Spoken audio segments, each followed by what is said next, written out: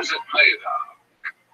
How does a person get to be popular with lots of people and have a few close friends too?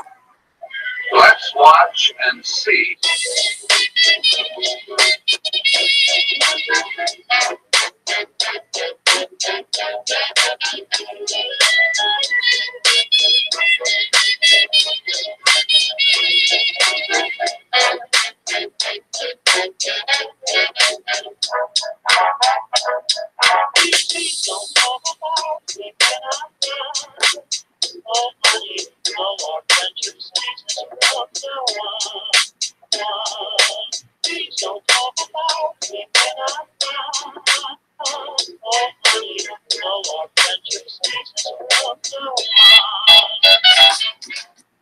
Hello, everybody. I don't know why the intro was skipping like that, but we're happy you're here. Let me get the camera on us. That's Mavis.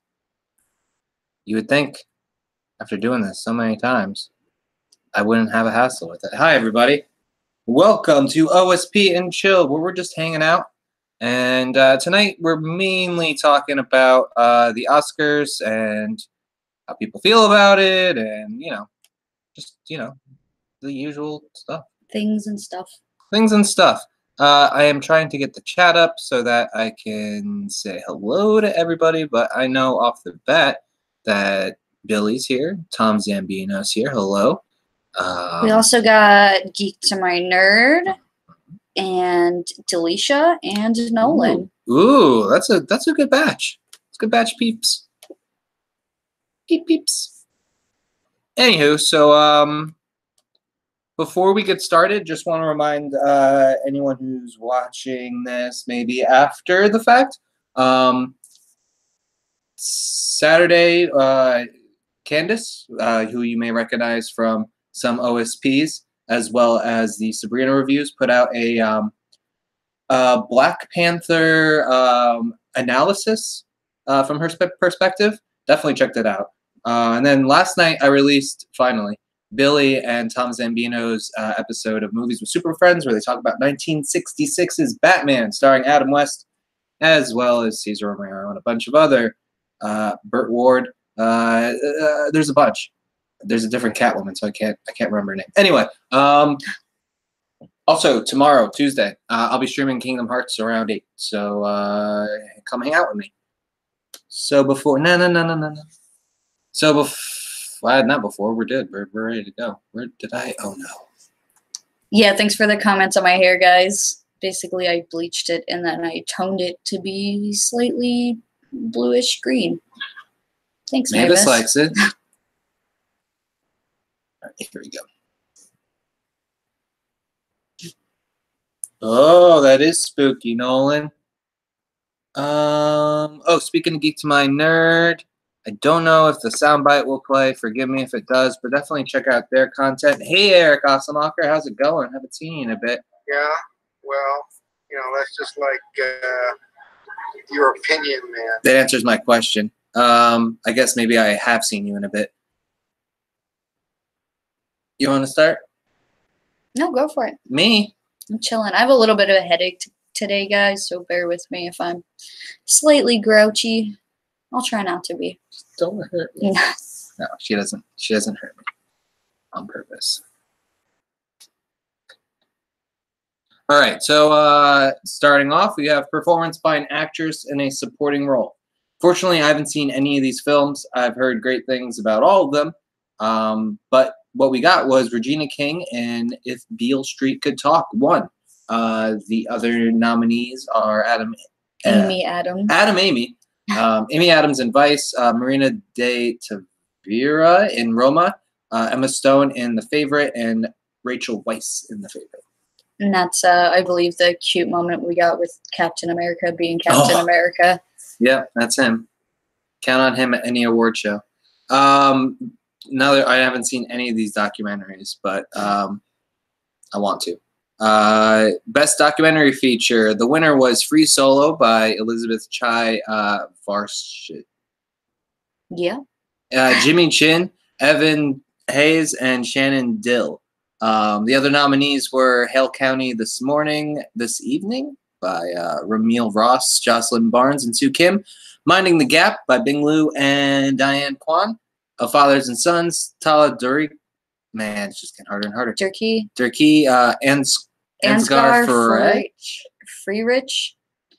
And Eva Keme and Tobias N. Siebert. And then we have RBG by Betsy Weiss. West. It's the easiest one. Betsy West and Julie Cohen. Oh my God. All right. So, I definitely want to see RBG. And I think I may have saw that on HBO. I could be wrong. Okay, achievement in makeup and hairstyling. I had a feeling Vice was going to win. I saw the trailer. He looked really good. I don't know how much of that was prosthetics and how much of that was his actual weight gain, but somewhere in the middle was really cool. Sidebar, we got some comments going on. Nolan says that Regina King totally deserved it and that Beale Street is amazing. I've heard really good things. Tom says Amy Adams was pretty awesome. He has not seen Beale. We heard a sound clip of her on NPR doing from the movie, and she was really good in that one scene. So, Billy Pollihan says that Amy Adams is always good. I tend to agree with that. And Del says she's stunning. Yeah. Tom wants to see Free Solo, as well as Del, and Billy says that it was awesome and really intense. So, and Tom says that they had to do a lot of work on the face. That makes sense. Yeah.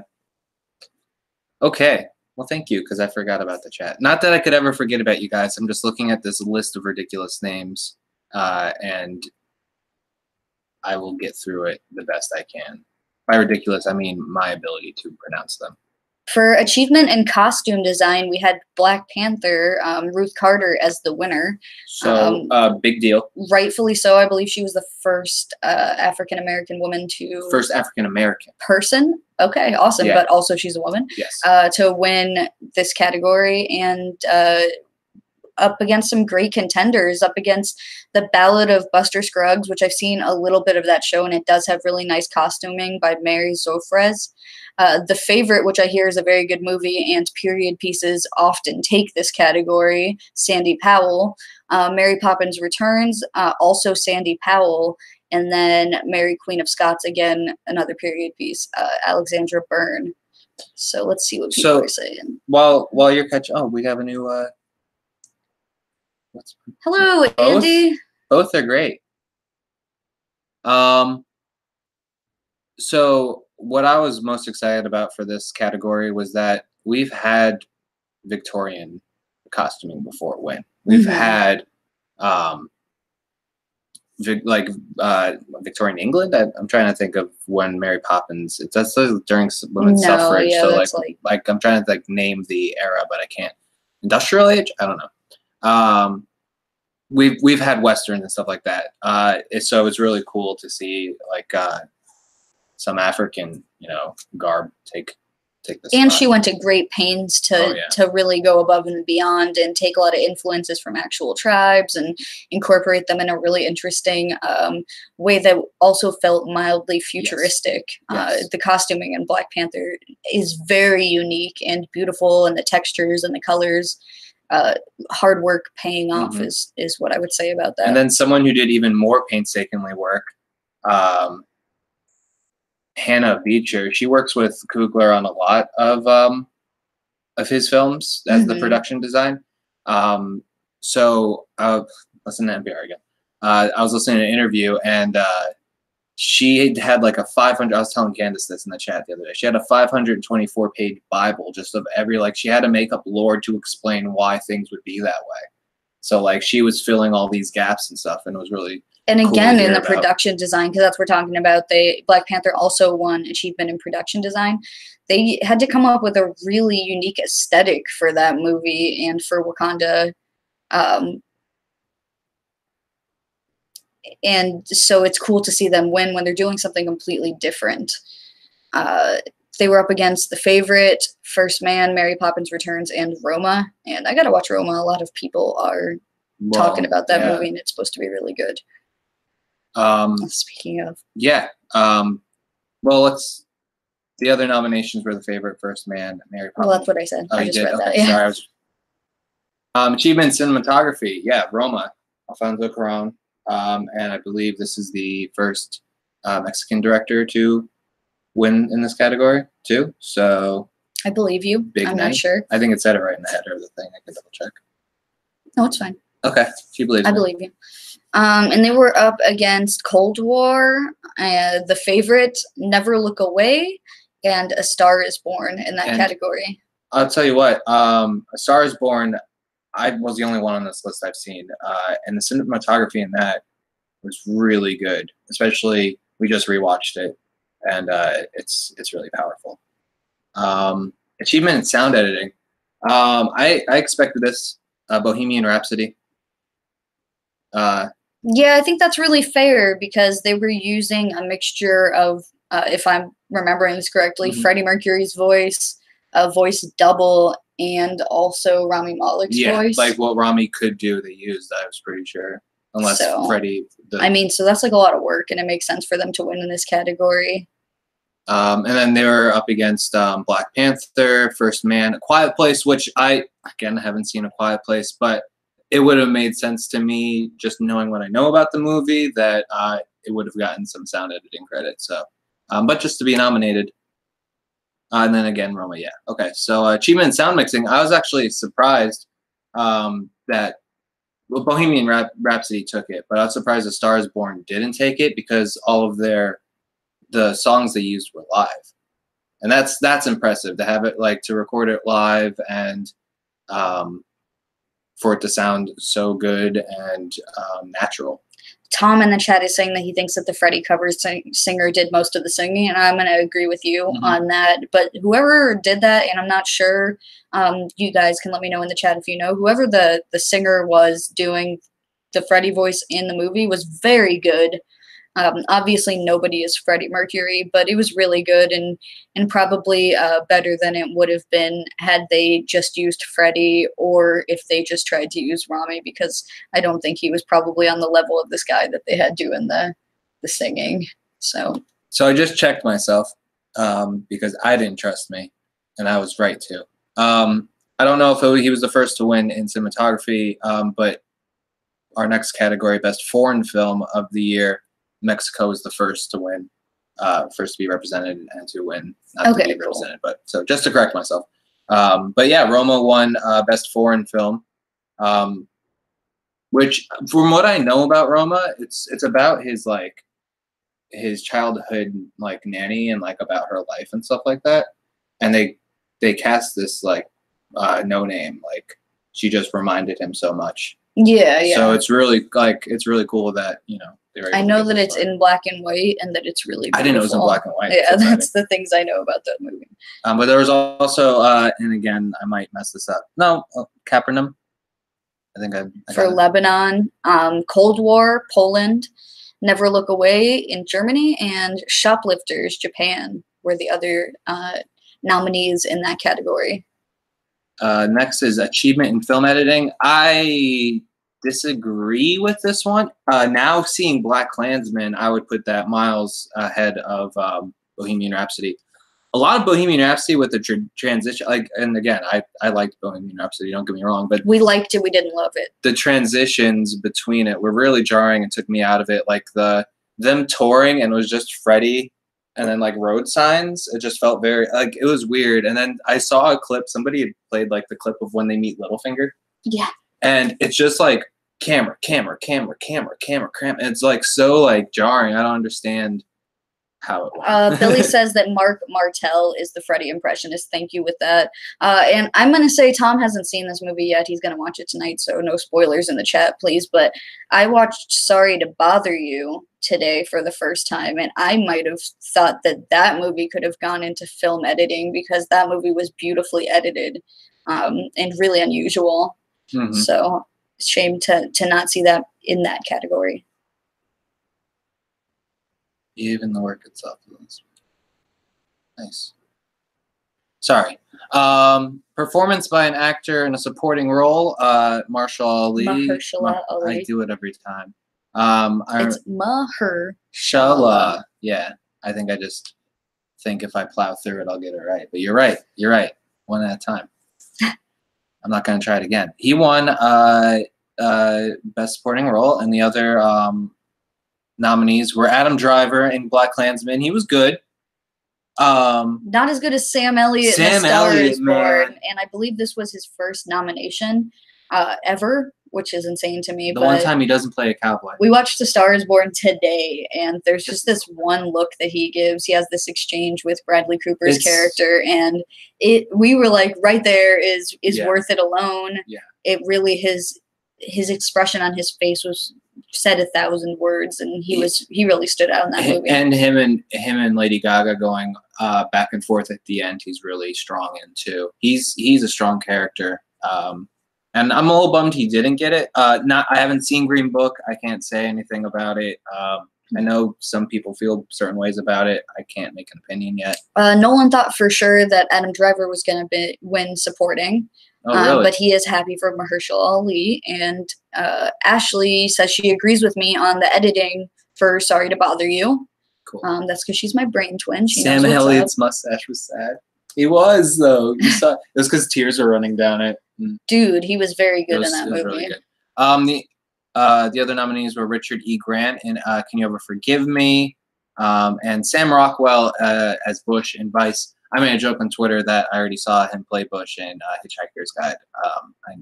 We love Sam Rockwell, though. I know. That's really the only reason I mentioned him is because I hadn't seen any of the other ones until yesterday because I saw Sam Elliott. But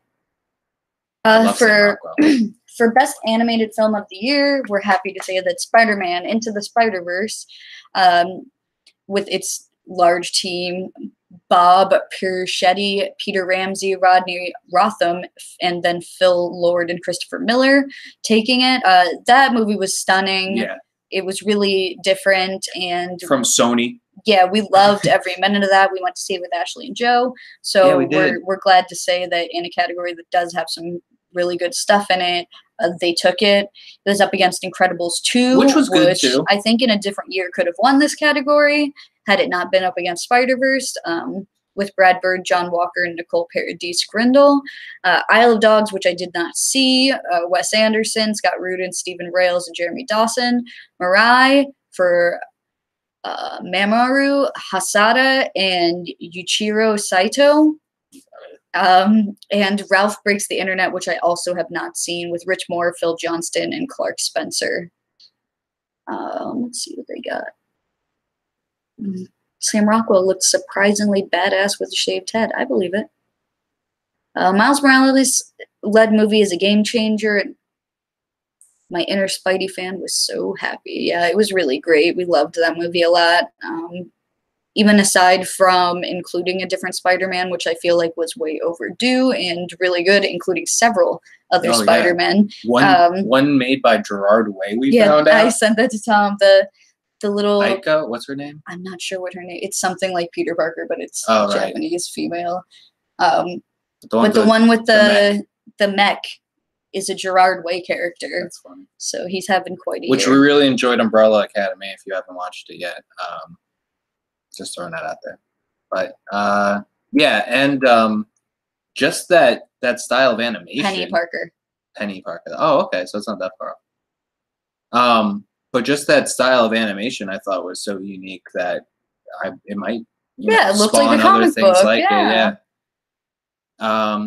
Let's see. We got Best Animated Short. The winner was Boa. Bao. By I believe Shi and Becky Neiman. The little one that's about the dumpling, and it's supposed to be really good. We've I heard haven't people heard talking anything about that. Oh, have we? Yeah, Kate was talking about that. Animal Behavior from Allison Snowden and David Fine. Late Afternoon by Luis Bagnall and Nuria Gonzalez Blanco. One Small Step, Andrew Chesworth and Bobby Pontius. And Weekends by Trevor Jimenez were the other people up in that category, which we'll have to check those out. We love animated shorts. I want to see all these documentaries. I heard, guess where, that this was the biggest year to date of documentaries being funded and produced and stuff. Like, people are really jonesing for documentaries these days. Nolan in the chat is talking about how you were saying Miss Marvel's powers might look weird in live action, and he thinks that like a Spider-Verse animation would have worked well for that character. You know, I did think that, but then I saw the trailer and I felt a lot better. I was just scared it was gonna get the Dragon Ball Z treatment, and that it just wasn't gonna. It was gonna look like not uncanny. I guess uncanny, because if you try to make it too real, it doesn't. It looks even weirder than if you just try to make it what it looks like in the comics. Won't You Be My Neighbor? That's another one. We noticed that was on HBO. I want to watch that. The Mr. Rogers documentary. I want to be better about seeing movies this year. You know how that goes. A lot of people were excited about this category's winner here. Visual effects? No, you skipped the whole category. Sorry. The best documentary, period, end of sentence, is a movie about periods, and people are really stoked that that had a win. Like menstrual periods? Yes. Okay, I thought from like punctuation? No. Okay, that's cool. It was up against Black Sheep, Endgame, Lifeboat, and A Night at the Garden. Honestly, I haven't heard of any of these movies, but we do watch a lot of documentaries, so we would probably try to catch up with those as well. Achievement in visual effects. We're pissed here. I thought Infinity War was going to take it. And I've seen the majority of the. Okay, I haven't seen First Man, and honestly, like you have to put it for Robin or Solo. I watched Solo. Oh no, I haven't watched Solo. No, you did not. Sorry, I was thinking of the other one. The other bad yeah. I was gonna say Ready Player One. Keep moving. Rogue One. Sorry, I'm not taking it away from you. But yeah, when you do space though, there's a lot that goes into that. So like, I'm not surprised that a movie about Neil Armstrong got visual effects. Ready Player One looked weird. Yeah, I don't know. Okay, never mind. I can't weigh in on anything else. Yeah, mostly there's just people upset that Infinity War didn't win, which is understandable, but really, was that Infinity War's strongest suit, Yeah, like, because I thought that was going to win, but I want to see First Man. It makes sense why I would win, because there is a lot that you have to do to simulate space. But you think not really. Black Void. That's it. Nope. Best live action short film. Skin by Guy Nativ and Jamie Ray Newman. That's the winner. We're never going to be hosts at the Oscars. Right. We would. We are not John good Travolta. at this. Yeah, he's saying Thanos looked great. The rest of the visual effects looked fine. I thought Thanos looked fine, and that He looked a lot better than I expected. Ebony Maw looked great. Yes. Is what I would say Ebony about Maw that. looked awesome. So the other nominees were Detainment, Fauve. Sure. Fauve, yeah. Marguerite. Thank You, and Mother. Not the Mother you're thinking of. There's no exclamation point. Original screenplay, Green Book, written by Nick Follow. Oh. Vallelonga. Yeah. That's an Italian name, and I can't even say it. Wow. Brian Curry and Peter Farley, or Farley, rather. The Favorite, First Reformed, Roma, and Vice were also up in that category. Adapted screenplay. That's Spike Lee for BlacKkKlansman winning his first ever Oscar. So we started this movie late last night, and it got to be about like 1:30, and I was like, all right, I need to go to sleep. I have to be at work soon. And then I just kept watching the movie, and that rarely happens to me. I really enjoyed it. It was really a good movie. But the other nominees were Ballad of Buster Scruggs, which I do want to finish. It looks whimsical and fun. Can You Ever Forgive Me? If Beale Street Could Talk, and A Star Is Born. Achievement in music written for motion pictures, original score. We have Black Panther, which did have an excellent score. It was up against BlacKkKlansman, If Beale Street Could Talk, Isle of Dogs, and Mary Poppins Returns. Yeah, and again, only because I can weigh in on BlacKkKlansman because I just saw it. I can say I can't think of like music from the movie. Like I can think of like styles because it's of the era, but like I can't think of it the same way as I can think of the Black Panther score. So I don't know. I think it's fair. I'm trying to weigh in some way besides just reading the list. But. Yeah, that's why we're reading people's stuff too. I also really appreciated the score in Black Klansman. It really set this like mood. It was it had a lot of interesting stuff going on. It was almost like some like haunting, spooky music at times. I'll have to listen to just the score because I was definitely, it's a very visual movie at the same time, so I think I was kind of focusing in on just that.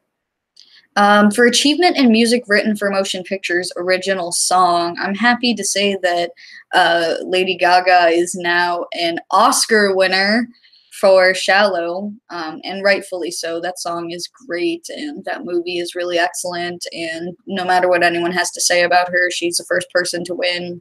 It's like a BAFTA, a Golden Globe, an Oscar, and I think something else all in the same year. Like, she won mad awards, and deservedly so. She was excellent in this movie, and the music is really great from this movie. She still needs an Emmy and a Tony.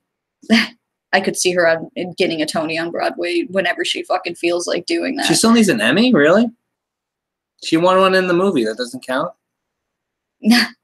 She's won Golden Globes for her work on TV, but I don't think she's done an Emmy because she did win some for I mean, honestly. American Horror Story. Yeah, and I don't know. But they were up against... Oh, yes. All the Stars.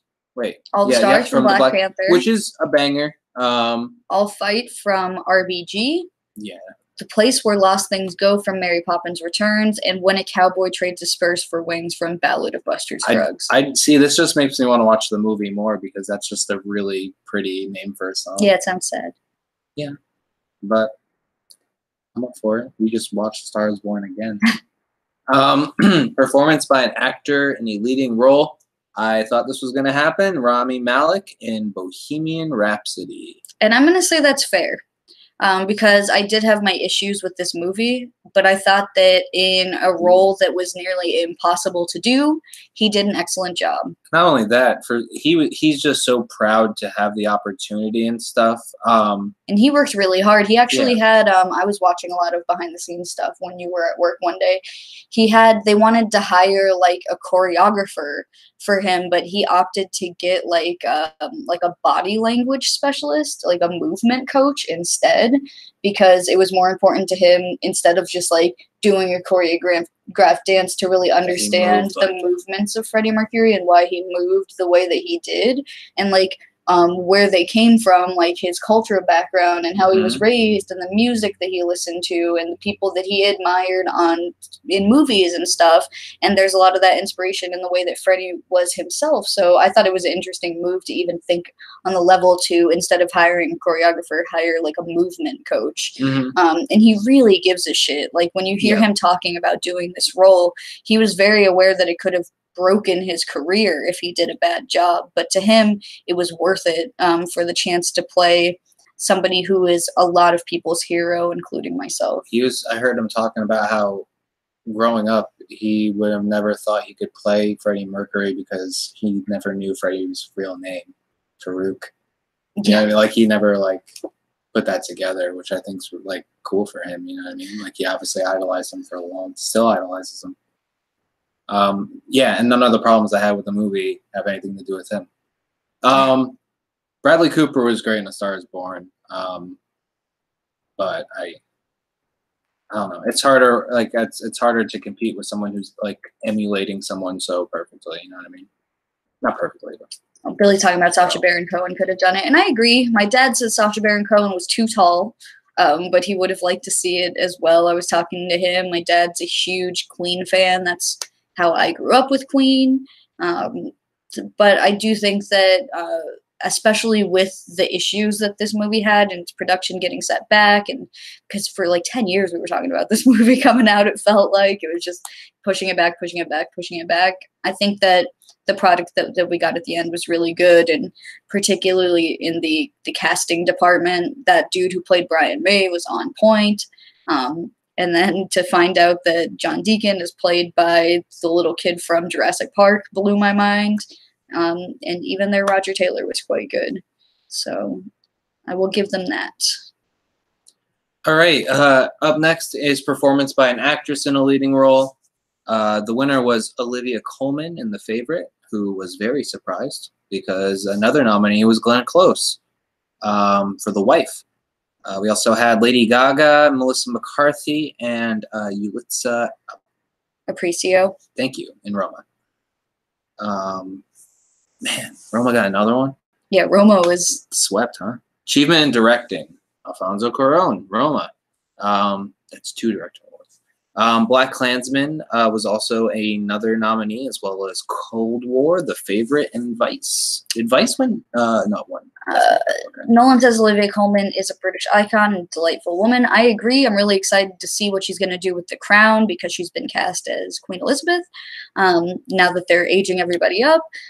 Billy wanted to see Lady Gaga, but thought for sure Glenn Close was going to win. I think Lady Gaga is just honored to have been nominated in such a competitive category. And she still got something. She's still an Oscar winner, Yeah. so it was just nice to see her in the category, and I think that's probably enough for her. Hey Slater, how's it going? So best motion picture of the year, if you haven't noticed our thumbnail or just you haven't been paying attention, the winner was Green Book. A controversial winner. Yes. Other nominees were Black Panther, Black Klansman, Bohemian Rhapsody, The Favorite, Roma, Stars Born, and Vice. That's a lot of nominees.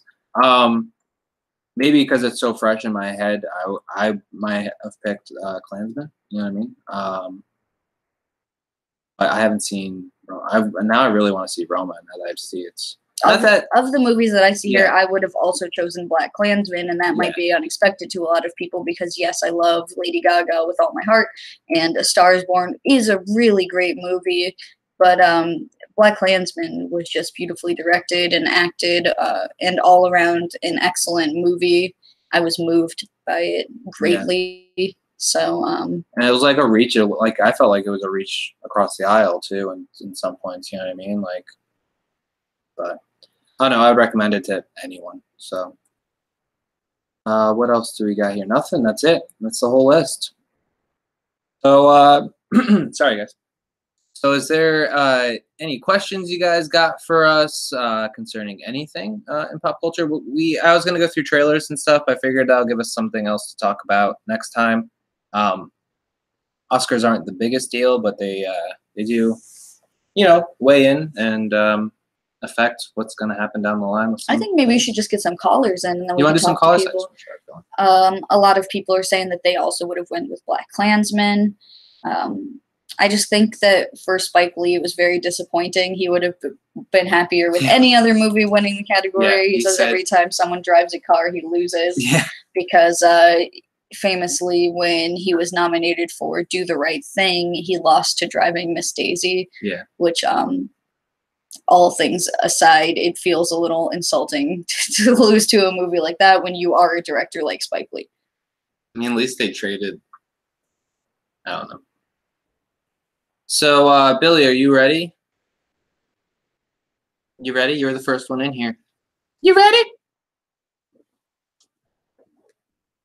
Tell me something, Billy.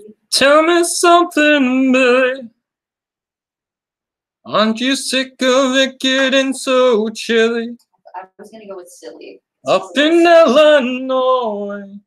Just kidding, you're in Missouri. See what I did? Get you for that too. I faked you out just so I could get a rhyme in. You're silly. No, he's always ready. Sorry, I got distracted with my. It wasn't for Best Picture, but it was the category. It was the competing category or whatever. It was nominated for the same thing. I don't know exactly. You probably know more than me, Tom. Hi, Billy. What's up? How's it going? It's going all right. Very tired, but yeah, I'm always glad to be on here. We're always glad to have you, and I'll remind everyone else to please check out Billy's latest episode of Movies with Super Friends. Who are you thinking about getting on the next one, or do you want to have this conversation in private? I'd rather have this conversation in private, but I have an idea. Oh, it sounds like a top secret mission. No, but it is another one of our mutual friends. That, Ooh. I think I like those if he can get his scheduling down, I know scheduling is always tough with him, but I think he would be a very interesting guest. Is that a hint? Yeah. It is a he. You said tough. And I was like, oh, is that the hint? I'm glad you caught that. Oh, there's 2 hints. Okay, so any crazy disappointments for you, Billy, or anything you were really happy about? Any moments during? I didn't watch the Oscars. I was watching the results live on my phone. But any moments from the Oscars? Maybe Rami Malek falling. Yeah. I didn't actually watch the Oscars either. I was just watching Game Grumps compilations all night. But I was watching from the phone. I did see Rami Malek fall from the stage, and I was like, no. But he turned out to be okay, so that was nice. I was very disappointed with film editing because I thought Bohemian Rhapsody was fine. But that editing is it's not good. I mean, it's really weird. And Yeah. I thought for sure they would have given it to like Black Klansman or something because that was really well done. Oh yeah, like the scene where the college club has the speaker next to the ceremony was really, like, I don't want to say too much to clue anyone who hasn't seen it, but that was really well paced and like balanced. Oh my god. Yeah. It was really good. I was glad that's Into the Spider-Verse one. I was like, Brooklyn. Yeah. And yeah, they took a leap of faith and it paid off. Oh, I see what you did there. Yep. Shoot, what else? Green Book winning. This has been a shitstorm already. Pardon my language, but yeah, it's a good movie. It's fine. I didn't hate it. I really don't. I get why some people are having like hissy fits about it and just generally angry. I get it. I personally, I don't care. A lot of the times, Best Picture, they pick the wrong ones or feel like the wrong ones. Like King's Speech, that's a good movie, but I'm not gonna be rewatching it. I don't know.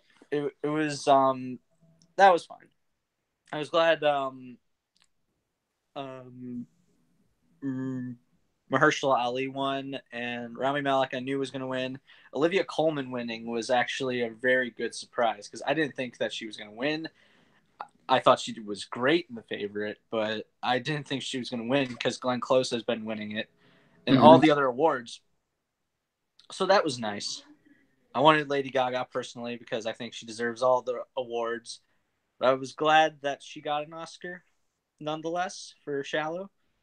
And yeah, I didn't actually watch the show, but it sounds a lot better than boring Jimmy Kimmel and his stupid, awkward comedy that is stupid. Yeah, I wonder if they're going to go this route in the future with no host. I haven't heard anything bad happen, you know what I mean? And that's better than worrying about people, I guess, you know what I mean? Yeah. Just don't give Jimmy Kimmel back. Can you tell I don't like Jimmy Kimmel, like, at all? I'm sure he's a nice guy, but I don't like his comedy. It's not good. I've never really. He always feels like he's playing it too safe. Yeah, but like, he's got a secret. You know what I mean? It's weird. He's like, yeah. Yeah. Yeah. You know what I mean? Like, yeah, totally. I always think there's a character in Big Mouth. There's a kid who doesn't know social cues. I feel like he's that kid. And I know that's super mean. But you know what? I'll tell you what. He is a comedian, so you know what? You got to take those hits. I'd rather be on Jimmy Kimmel than Ellen, though. That's true. Ellen because is also... she just likes torturing people. she seems to really enjoy torturing people. Would Like, you rather go on scaring Jimmy them. Kimmel or Ellen? Oh I'm being on man, Kimmel because Guillermo. He's cool. can I pick someone else? You want to pick somebody else? You don't want to go on either? Well, Kimmel has Colbert. this- Yeah, no, I would. You would just talk about Tolkien most Yeah. all the time. Yeah, speaking of Tolkien, Vigo, Oh yeah. Go, keep going. and also the Tolkien biopic. Hope that goes well. I mean, Me too. The only other depiction of young Tolkien I've seen is from Legends of Tomorrow. I was thinking the same thing. So he looks so similar. Yeah. That was a good episode, though. It was They just had an to Oscar convince him to night. keep writing. Oh yeah. They showed a Lion King thing, and it was basically more of the same, just showing the opening. It's not too much. It's fine. We've all seen it already. What Yeah. are you worried about? I will say that I'm more excited about The Lion King than Aladdin. Aladdin is like what I have no desire to see Aladdin at all. I'm in a spot because I want to support most of the people in Aladdin. Tom is also upset about why is Jafar so sexy, and then Yeah, why are they Yeah, making him sexy this hot Jafar. dad? wasn't Fauna like Jafar's always been sexy? And I was like, oh. Yeah, you got Kimberly from the Power Rangers movie, and then you got weird blue Will Smith that haunts my nightmares recently. That thing is scary. I don't care what you say. It's like Superman's lip or the Beast from Beauty and the Beast. It's really weird and off-putting. A lot of my friends were saying, like, why spend so much money making Will Smith look buff when you could have just cast Terry Crews and he probably would have been better? Terry Crews probably would have been an awesome genie. Oh my gosh, Nolan says that Jafar has become a fuck boy.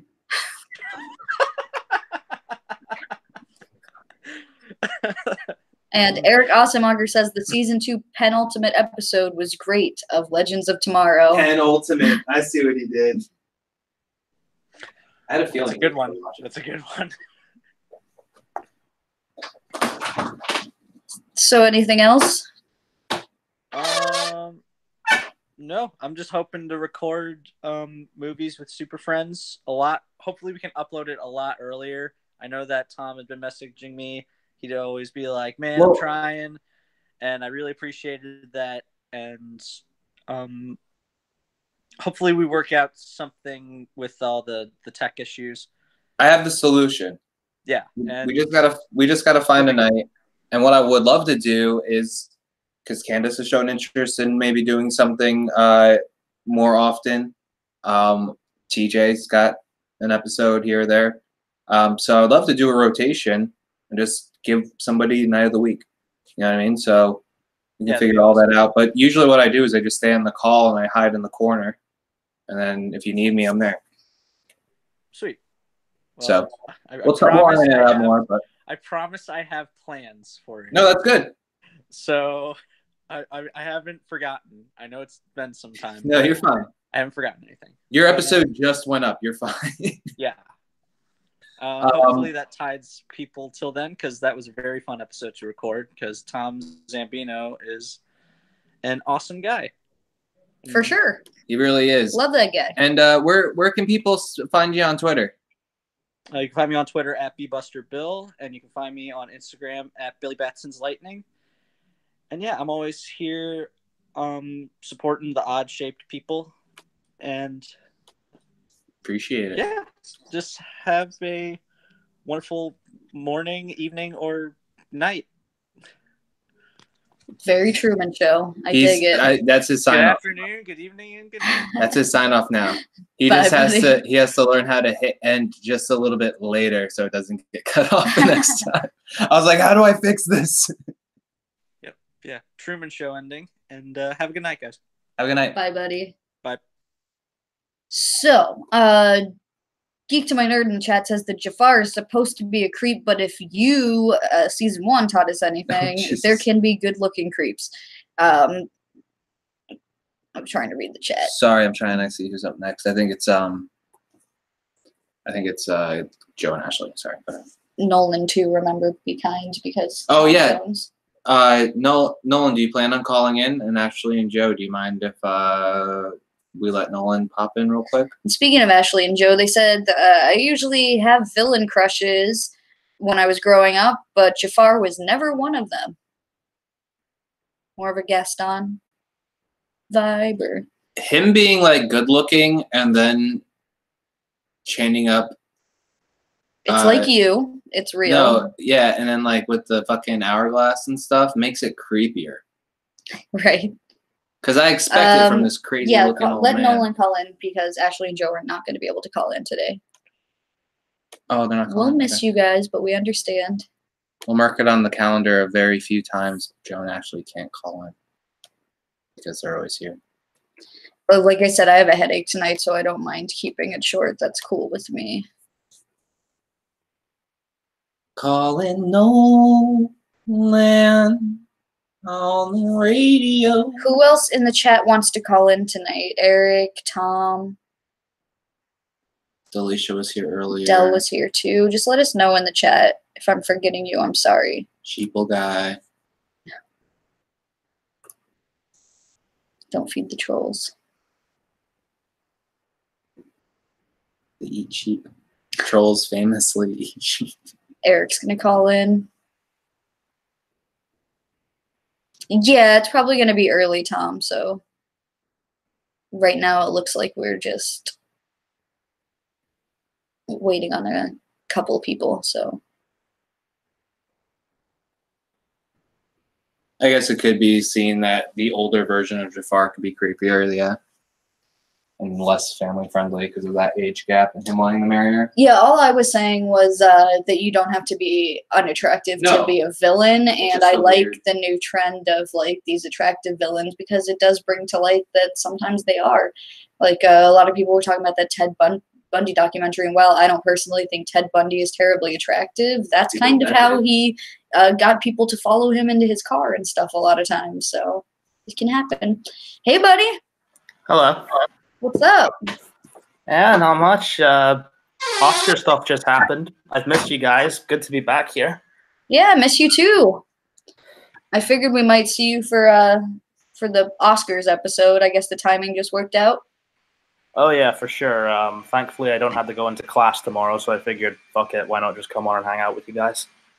Very cool. We're always happy to see you. Did you have any strong feelings about any of these categories that you wanted to discuss?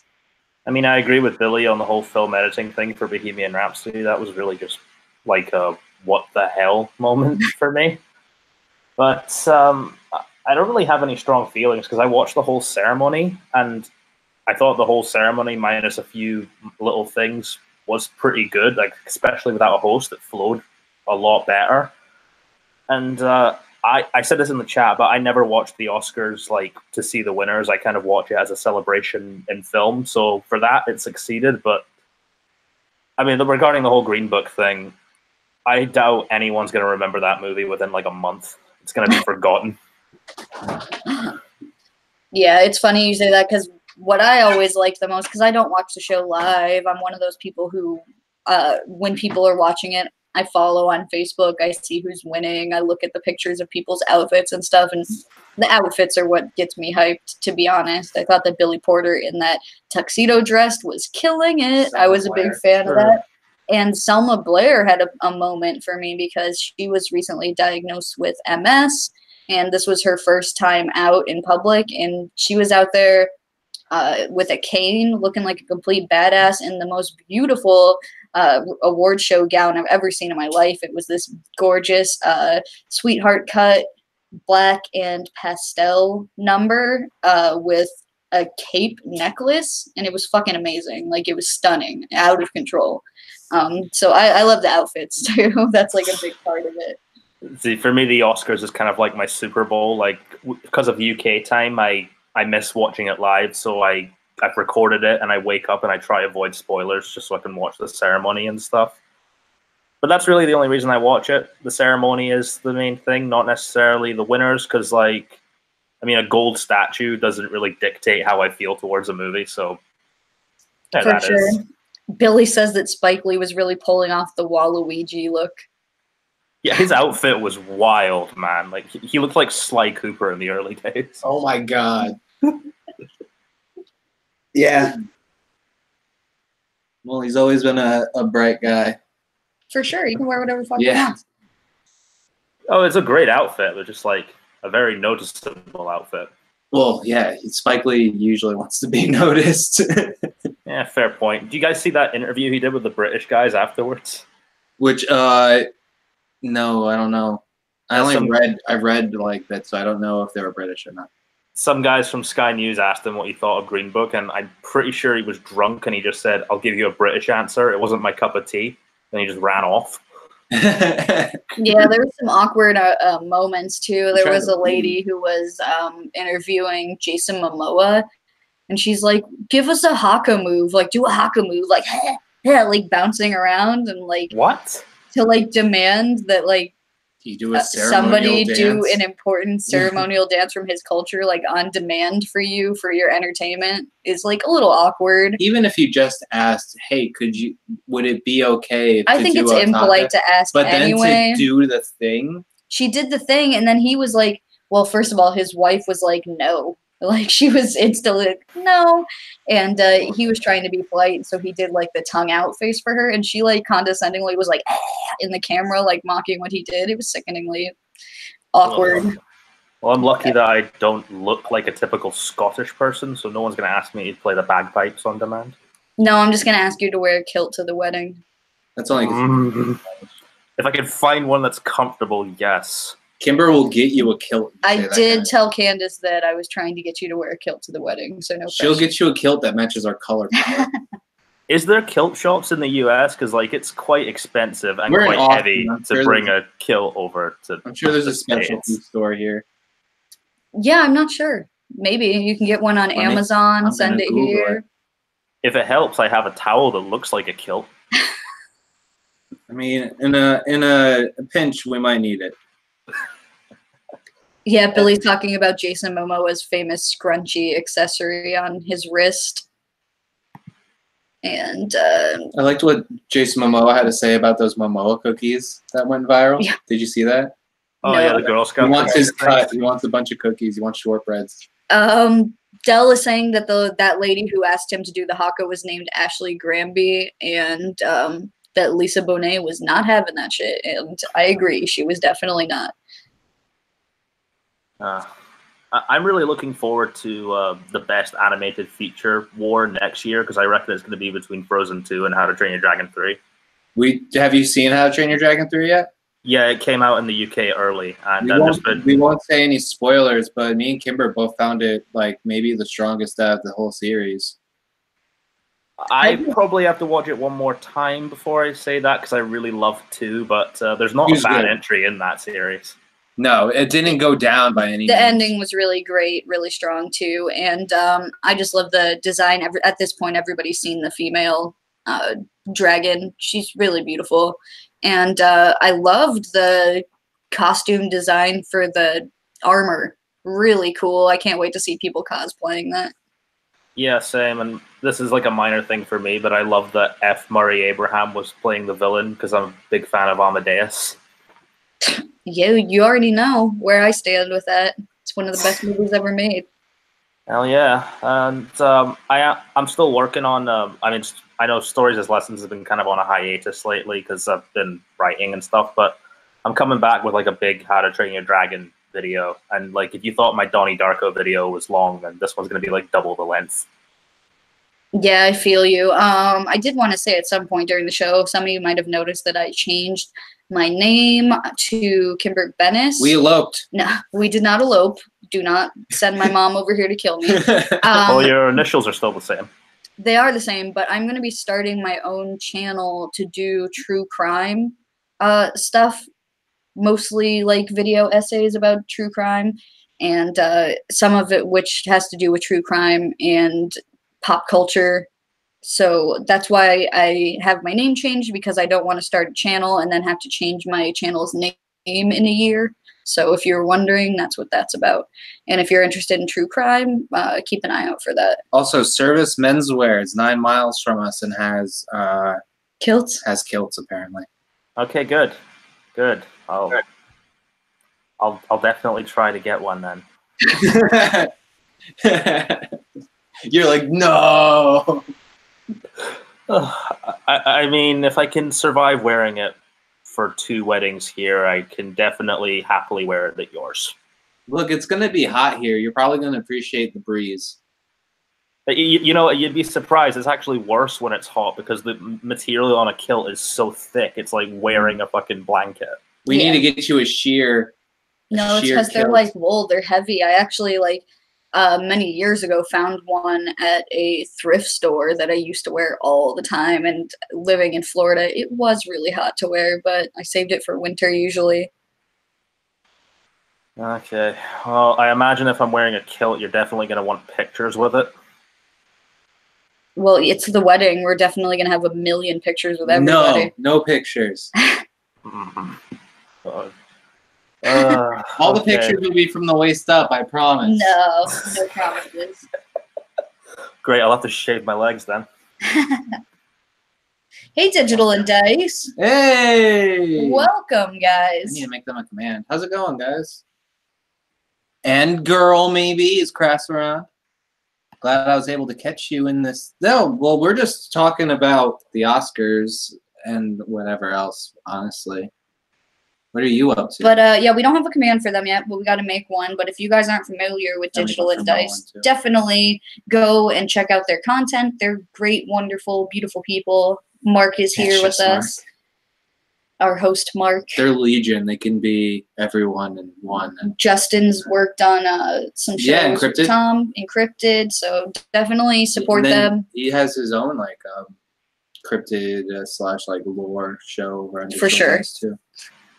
And I want to be doing more stuff like that on my channel that I'm going to be starting to. Just generally creepy stuff. Just finished recording the new SGO episode. There you go. That's what we're talking about. But if you need any video essay tips, then I'm right here. Sure, buddy. Definitely. Because it can be really frustrating to edit video essays. I've spent 9 hours on each one, and they're only a couple minutes long. That'll be Tom editing it, so I'll just be writing. And fair enough. I don't have a Tom in my life, so. Yet. Get you a Tom. You gotta get you a Tom. I was curious. I did since Bohemian Rhapsody, big biopic, but from the same director, the good director, not the piece of shit one. Did you guys see the Rocket Man trailer? I did see the Rocket Man trailer. I think that's an interesting casting. I've liked him in the Kingsman movies, and it's just kind of funny to have a Kingsman tie-in with Elton John anyway, if you've seen the second one. I've been trying to forget the second one, to be honest. I love the second one. He's the best part of the second one. So Tom was hating that movie so bad, but I love ridiculousness and camp, so that shit was hilarious to me the whole time. But Elton John ended up winning over Tom at the end there.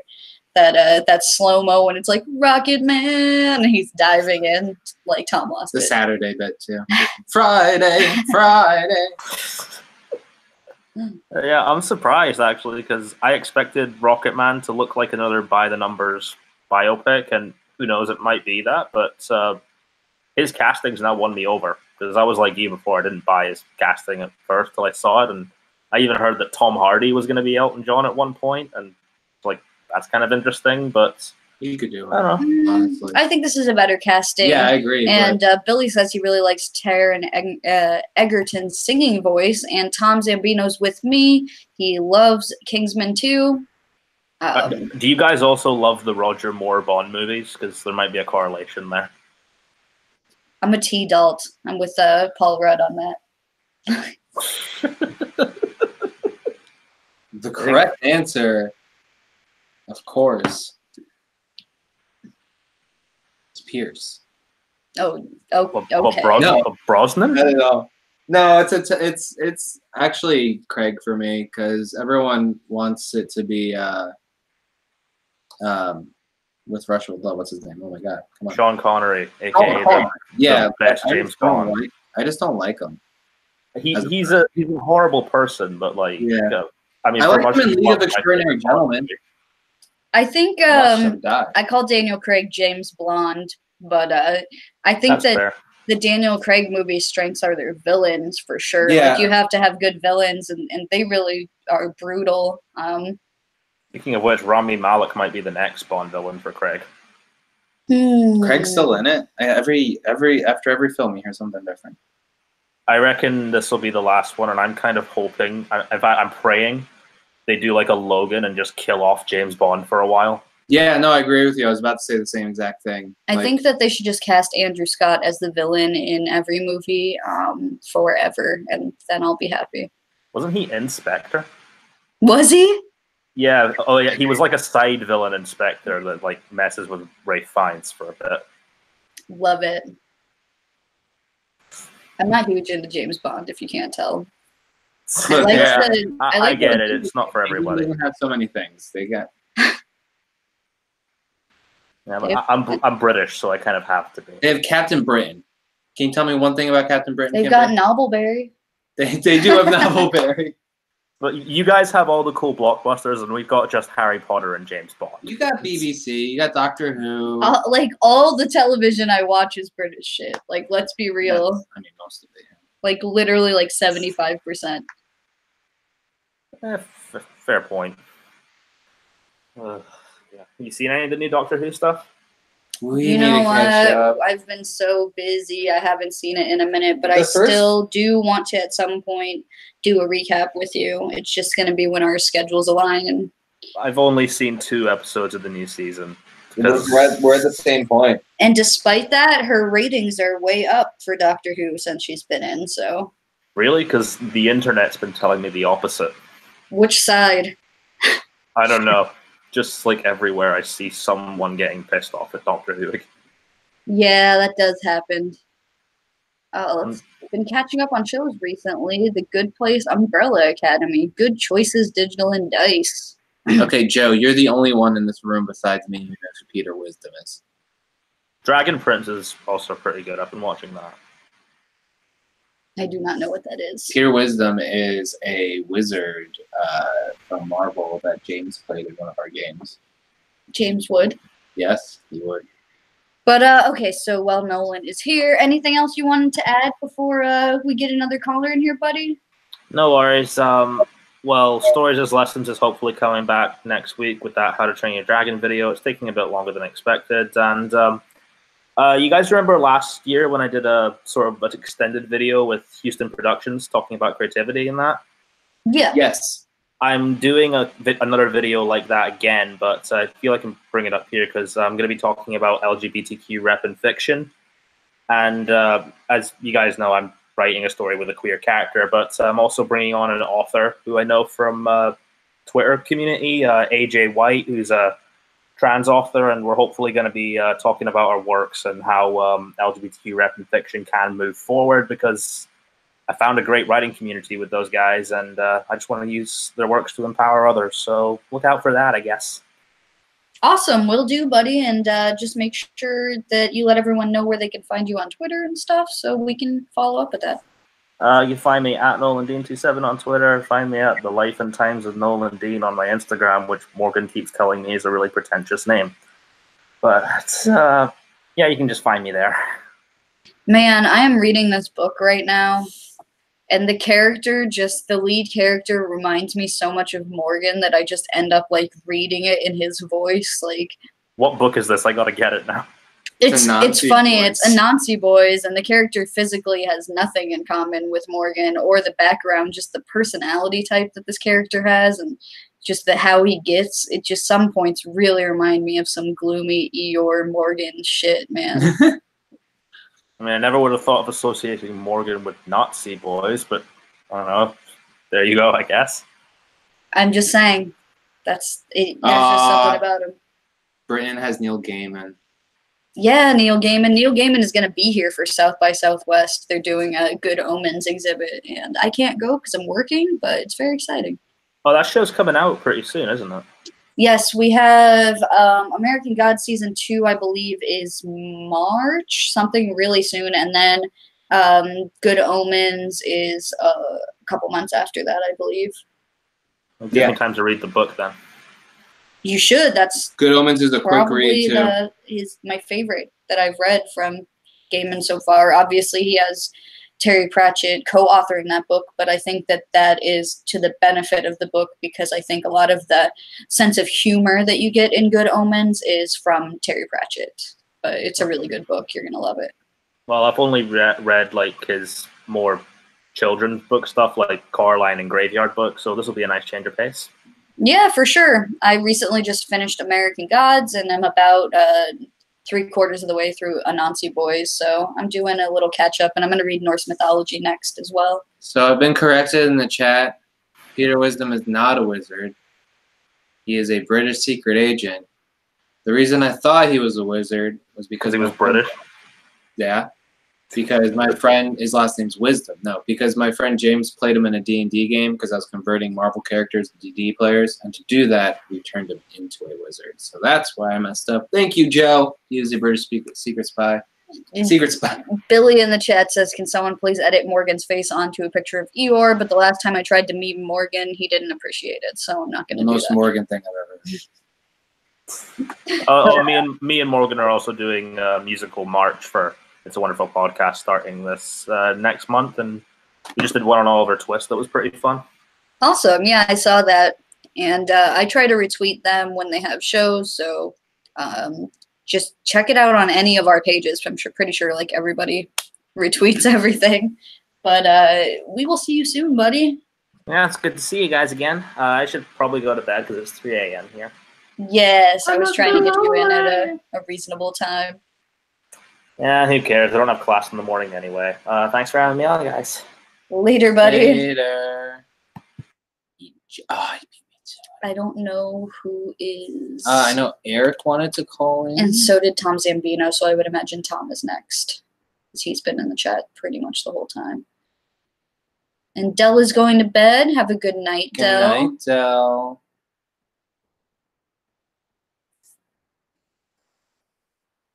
Tom.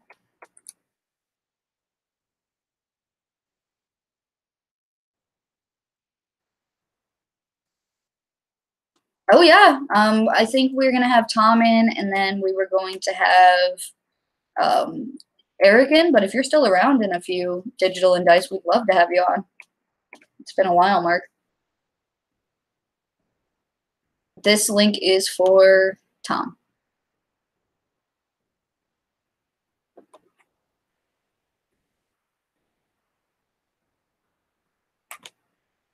What you doing? Nothing.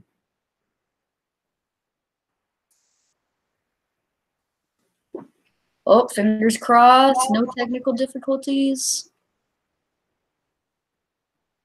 Oh, there he goes.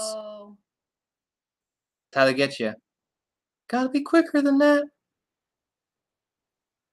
I don't know if this is the best time for this. Stand by. Camera's still not working. He's trying to get in.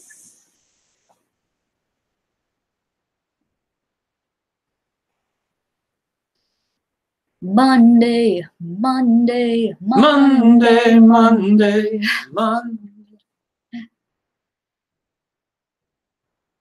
As always, thank you guys for being here and hanging out with us. Yeah, it happens. You know how it is, live shows and whatnot. I gotta show everybody my KK Slider shirt. You got $3. If you're an Animal Crossing fan, you know that KK Slider is the man. The dog.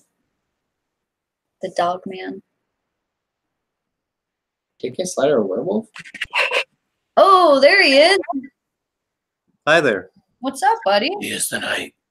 Yeah, sorry about that. The laptop camera, for some reason, is not working with Hangouts right now. I don't know why. Yeah, that's definitely probably a Hangouts issue. Hangouts does stuff Luckily, like that. Hangouts won't be around anymore soon. I know, that makes me sad, actually. I use Hangouts all the time. They're offering an alternative. Yeah, but I don't like new things.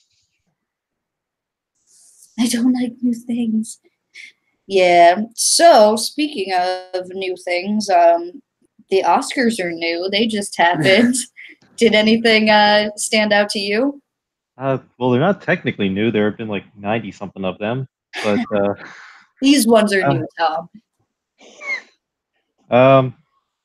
I found it hilarious that the only movie of the Best Pictures that I didn't see won. So I have no opinion on Green Book at all. I really loved Black Klansman, so I was somewhat pulling for that one, but kind of knew it wasn't going to happen. I really just wanted anything but Roma, honestly. I didn't You like didn't it. like Roma? No. I've only heard good things. You're the first person who hasn't loved Roma. There's a significant amount of people that I've heard not even being able to finish it. It's it's Mm. pretty it's pretty boring to I people love that don't boring. connect. You have to. It's one of those movies that you either connect with the characters or you don't, and when you don't, it's tough to watch. Yeah. But the only thing that I was bothered by was VFX. I loved Annihilation, and it didn't get nominated. Uh, Look, I like Ready Player One. It was a big achievement, but it they did that before with Tron, so I wasn't all that impressed. And Infinity War was just the most special effects. So Yeah. I'm glad that First Man took it. Even though I haven't seen First Man, I know they put a lot of effort into that. They did a lot more with a lot less, and usually that comes out looking better than your standard superhero flick with the super CGI'd uh, effects. So I'm glad they gave it to the little guy again, just like they gave it to Ex Machina a few years ago. I love That Ex was cool. Machina. But otherwise, it was a lot of chalk. There's a lot of wins that everyone was basically just expecting, and then Green Book made Twitter blow up. Yeah. So sidebar, because I have feelings about Annihilation. I wanted to love this movie. And in theory, there are a lot of things I like a lot about Annihilation. Like, it's really cool to have a female led sci fi movie like that where all the chicks have really diverse purposes. Like, they had a whole team, and each one of these chicks had a different reason to be there. I love that. That's great. That visual effects, special effects, what you're talking about, for that creepy ass bear human voice thing alone, yes. Because I thought that was really spooky and innovative and something different. I liked that a lot. That's probably the high point of the movie for me. But man, did that thing just like unravel and fall apart as it got deeper in for me? Yes, it sure did. I had a lot of problems with like how it, like, I loved the beginning and I wanted to love it, but as it got deeper into the movie, I was kind of like underwhelmed. See, I'm a lover of hardcore sci-fi, and it it got more sci-fi as the movie went on. So it got really sci-fi at the end. So I totally get that people kind of fell off that train. I get it, but I loved it. And yeah, the bear was the scariest scene in a year of a lot of horror movies. It was probably the scariest thing all year. Yeah, I thought that part was the coolest part of the movie for sure. I was like, okay, now, and I've told Tom about that. He didn't watch that movie, and I'm like, there's this really fucking cool scene that you should at least like go on YouTube or something and try to find that one scene because that was just something really cool. It's really cool, and it's like the tension in that scene. It's really spooky, and when you have people who like aren't in a position to really fight against this thing too, it was really, they did a good job building that scene up for sure. That was the standout scene in that movie for me. And like there was just some cool stuff because I don't want to ruin it too much, but like the tree plants and stuff in human form and stuff were really beautiful. Visually, that movie was gorgeous. It had some really cool shit. You told me the concept behind the visuals, and I'm all for that. I'm big into like mixing things together. I just don't think that That's it why I was like- as tight as I would have wanted it to be story-wise. It's half the reason why I liked How to Train Your Dragon so much. The designs for the dragons they come up with are so cool. Yeah, just, like, and so use many things. of them. So many. There's a moose dragon. Moose dragon. A moose dragon. What is this?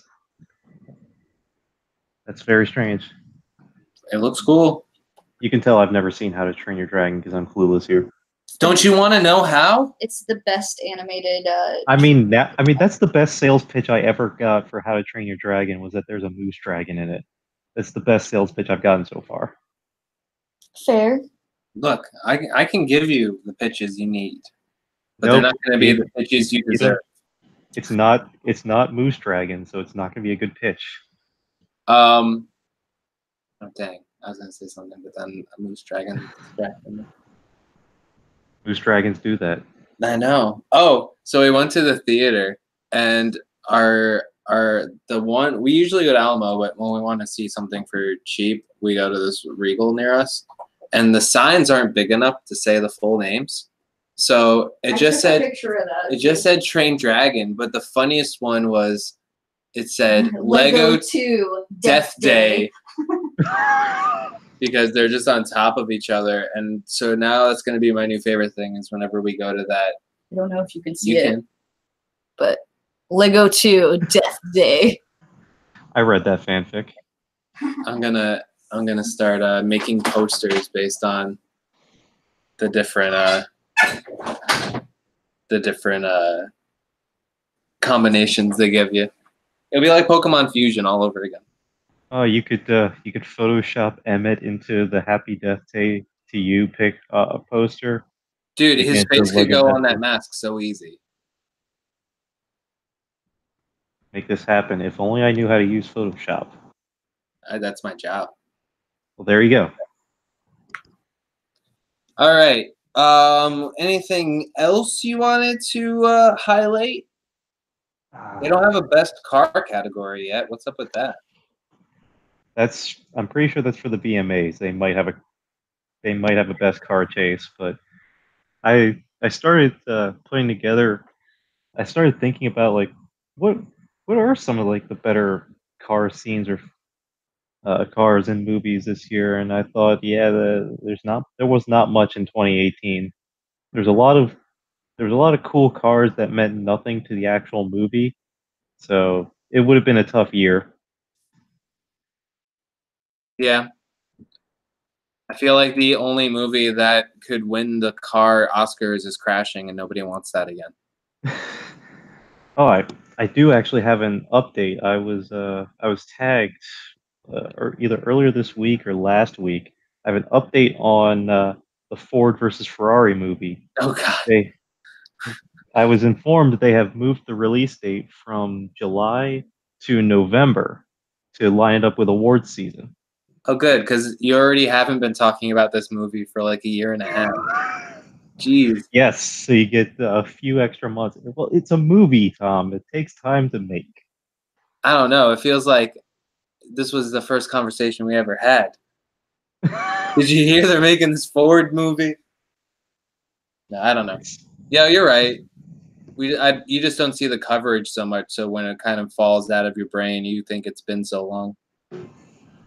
Yeah, but I'm hoping that this is Disney kind of having their faith in it, and especially with guys like Damon and Bale involved, that I'm not sure if Bale's going to be up for lead actor, but if Damon could get an Oscar, I felt like he was robbed for The Martian because he happened to have the year coincided with Leo doing the most acting possible.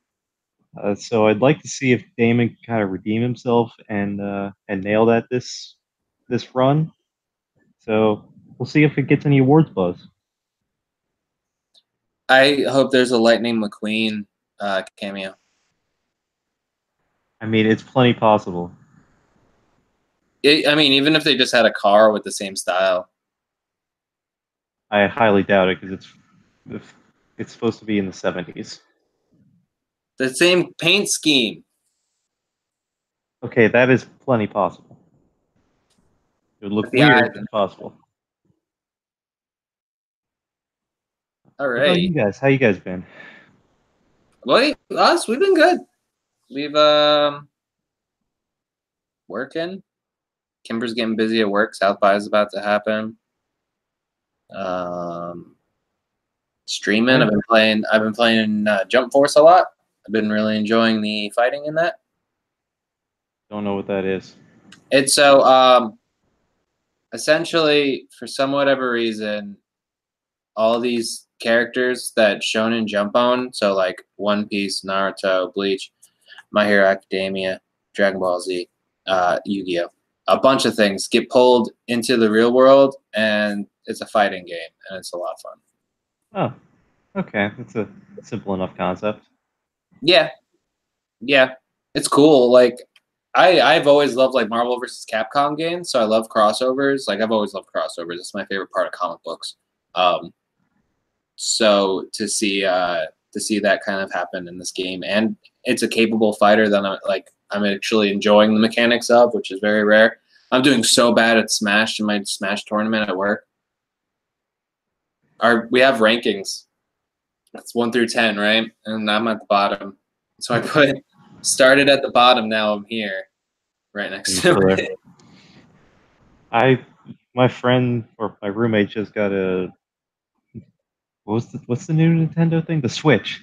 He Yeah. just got the Switch, and we were playing Super Smash Brothers one night, and I could just see myself morphing from god awful to competent by the end of the night.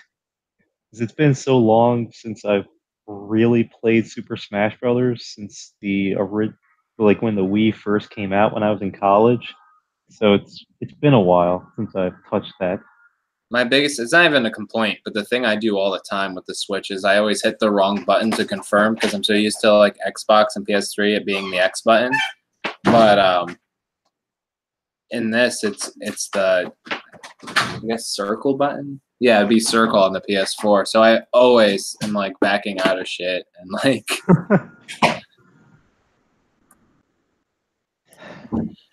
All right, Tom. Well, if you got anything else, if not, where can people find you besides the latest episode of Movies with Super Friends here on Hot Shape Channel? Yes, that is the latest thing you could find from me, but also the Twitter thing at RoyRaider3. You can hear my random thoughts on things. That's what the show's all about. Random thoughts on things. And things. Based strictly to a category, so I guess not too random. All right. Well, thank you, Tom. Always a pleasure. Yep, good to be back, guys. And you better stick around. All right. Oh, he didn't stick around. Eknuk up next. Eknuk. You want some eggnog? I'm turning into the arm from Twin Peaks. We got Eric Asenmacher. Vinny was being cute. Vinny is always cute. Were you just in there playing with Vinny? A little bit. Babe, It we're helps doing my headache. a show. Oh, okay. Therapeutic.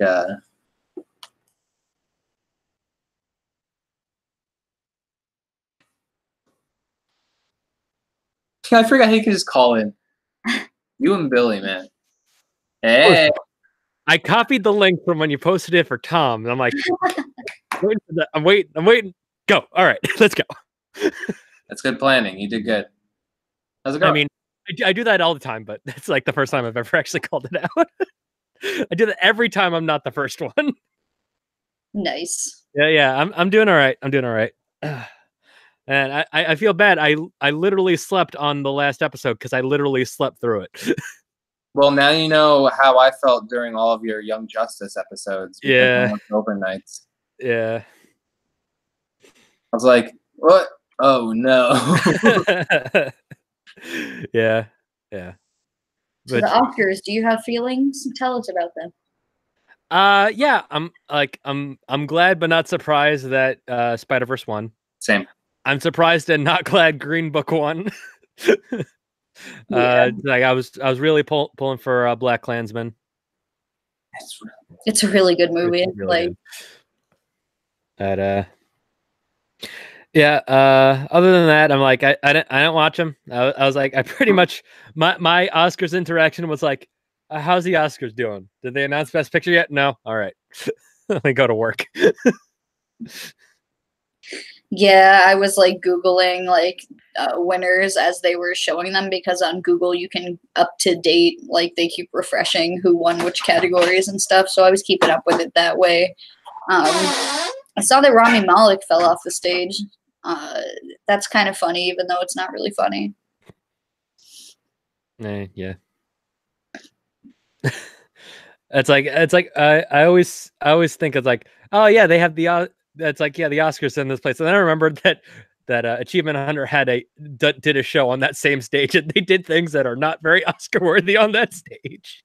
Oh yeah. Yeah, it's like every time it's like since then they're like, it's like Gavin's like, it's like they did something absurd on that stage. It's like I wonder if the blowback from that's still there. It's like maybe because like I think they might have done it like really close to when the Oscars was supposed to do it last the when they were there. I don't remember. I think it was close to then. It was like maybe like a month or so away. Nice. It's funny that they were like just there and like, oh hey, look, now it's the Oscars. But yeah, I mean, I do. This is when I'd usually like transfer over to some Pokemon Go news, but there's no Tom here to do the noise. Sorry, I'm not a special sound effects guy like Tom. Yeah. Am I? You can do some Pokemon Go news if you'd like, though. All right, I'll do my own news. There we go.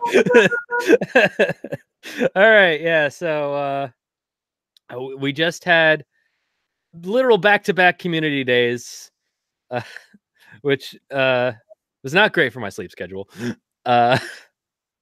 As we had the regular Totodile community day, with that was Swine Up community day. It just happened. Sorry. It's like I'm all over the place right now. No, We had the Swine Up community day, which shiny Swine Up is a nice. I think somebody described it as a shiny Swine Up as a watermelon pig, and it's pretty accurate. So able to get a bunch of those. Then literally a week later, is like announced that week and like, oh hey, yeah, now we had a Clan Pearl day, which is like the Feebas day, but like significantly better than the Feebas day, and got, I think overall I got 5 shiny Clan Pearl from that. Nice. Yeah, I didn't play either of those events, unfortunately. It's getting into busy season at work. Let me tell you a story, Eric. All right. I played the whole time I have this game. I'm waiting for PvP. I'm waiting, and I'm waiting, and I'm waiting. PvP drops. I tried it 3 times, and it froze. I've never played Pokemon Go since. I get it. It's they've been slowly, bettering the PvP system. Like literally, like a couple weeks ago, they actually added in the ability for like moves like Ancient Power and Silverwind to boost your statuses in PvP, like they do in the main games. If they want to, my PvP worked fine, just for the record. No, it didn't, because the first 3 matches we did, it was me versus you, and they didn't. They worked for me. They didn't work for you. I never had a problem. So that makes me feel even better. What was I going to say? So I only go in there to check on my site there because I'm trying to level it up, and I'm walking in. Mm. And then there's another. That's it. Not important. Can't remember. It's not important. But yeah, it's like there's a whole meta around PvP now. Like they do monthly themed tournaments where they're you organize local tournaments, and it's like you're restricted to using 1 of 4 types as one of your types in your Pokemon. Like I believe the February one was Poison, Fairy, Dark, and Ghost.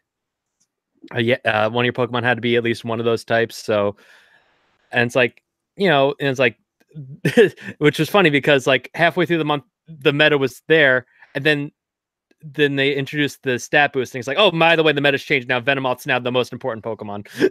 Venomoth, really? I have like 3 of them. Yeah, because Venomoth, because it's got Silverwind, which now has, which gave it like the ability to boosted stats, and it had Confusion as a fast move, which is good against poison types. I think my frustration is that I just want it to be Pokemon, and I just want to play Pokemon like a. a 4-turn like Pokemon game. You know what I mean? Like, or maybe 4-move like Pokemon game, and it's never going to be that. And I have to accept it. Yeah, I mean they're Generation 8 is around the corner. People are suspecting that we're going to get actual concrete news on Generation 8 just around the corner. So hopefully that'll be coming soon. People were thinking maybe for Pokemon Day, which is in like 2-3 days. Do you think that once they run out of Pokemon, they're gonna just start making their own like Melton? Because I didn't think that until they made their own Pokemon. It's like I don't consider them. I don't consider them making I don't think they made Meltan. I think it's like because it was like a whole sort of cross promotional thing with Let's Go.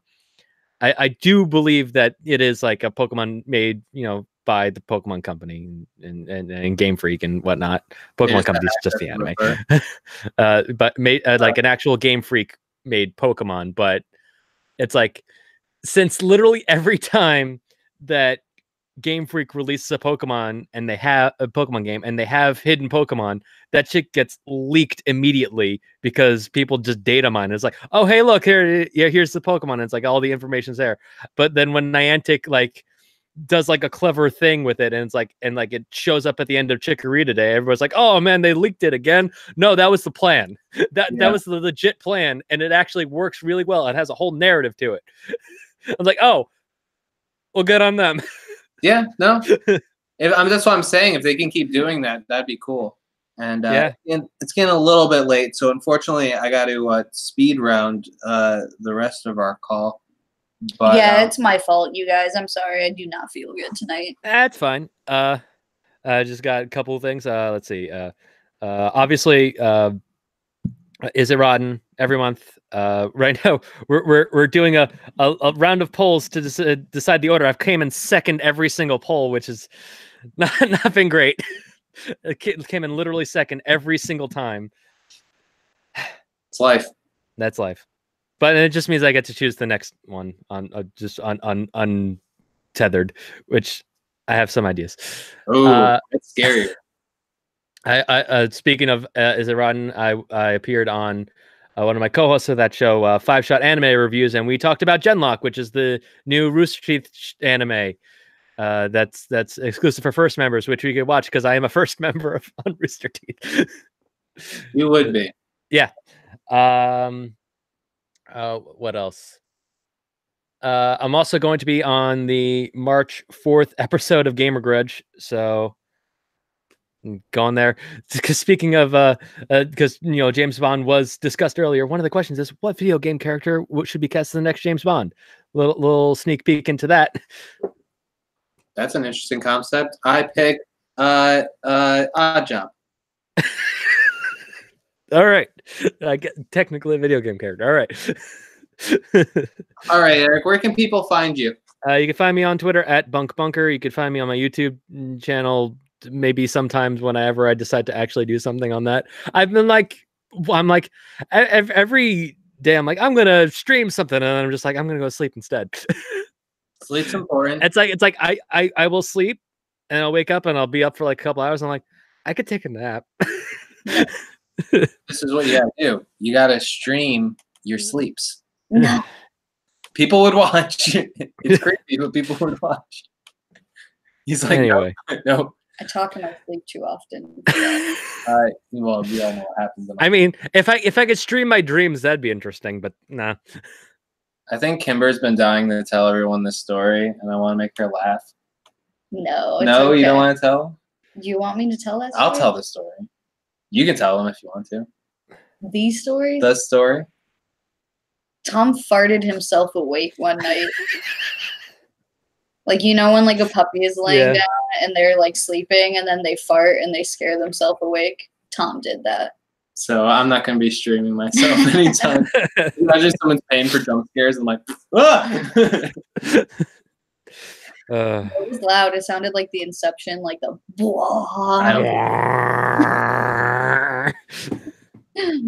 Too detailed. I take everything back now. All right. All right. You can also find Eric on Down Pilot Podcast. Whenever I actually get around to editing that. Well, there are other episodes. And there are other episodes, yes. I think IT Crowd just hit 500. I could be wrong. So I don't know why, but thank you. Halfway to 1,000. All right. Well, thank you so much, Eric. We'll see you soon. Yeah, see you soon. Bye.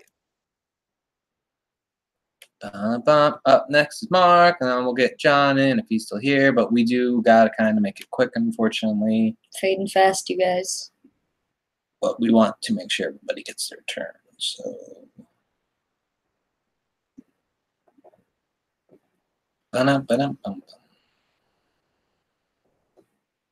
Just gonna post the link for him. Yeah, Can't use paste. Yeah, I guess that's true. I also wanted to take this one away. All right. I actually think I might be able to pull them right up. If not, I will post a link. Hey, yeah, no, hang on. That's wrong. Here we go. All right. I'm going to post a link for you in the chat, Mark. Ba-da-ba-da.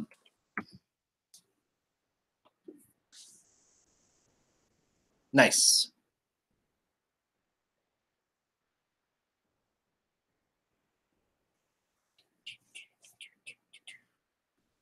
Went to the hat store today. And I bought myself a hat.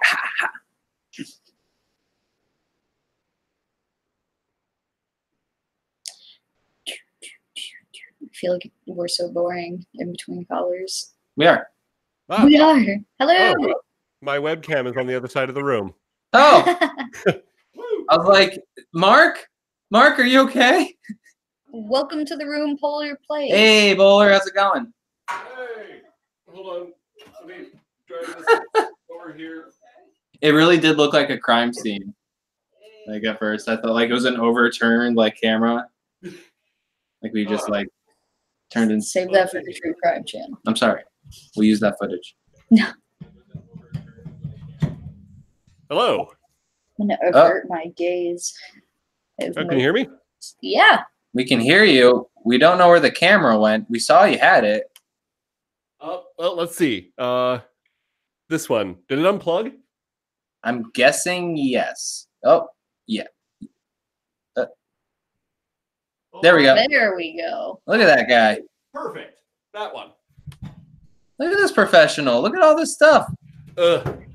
Fucking, the more equipment you have, the worse everything gets. I don't think I've ever seen the room at this angle.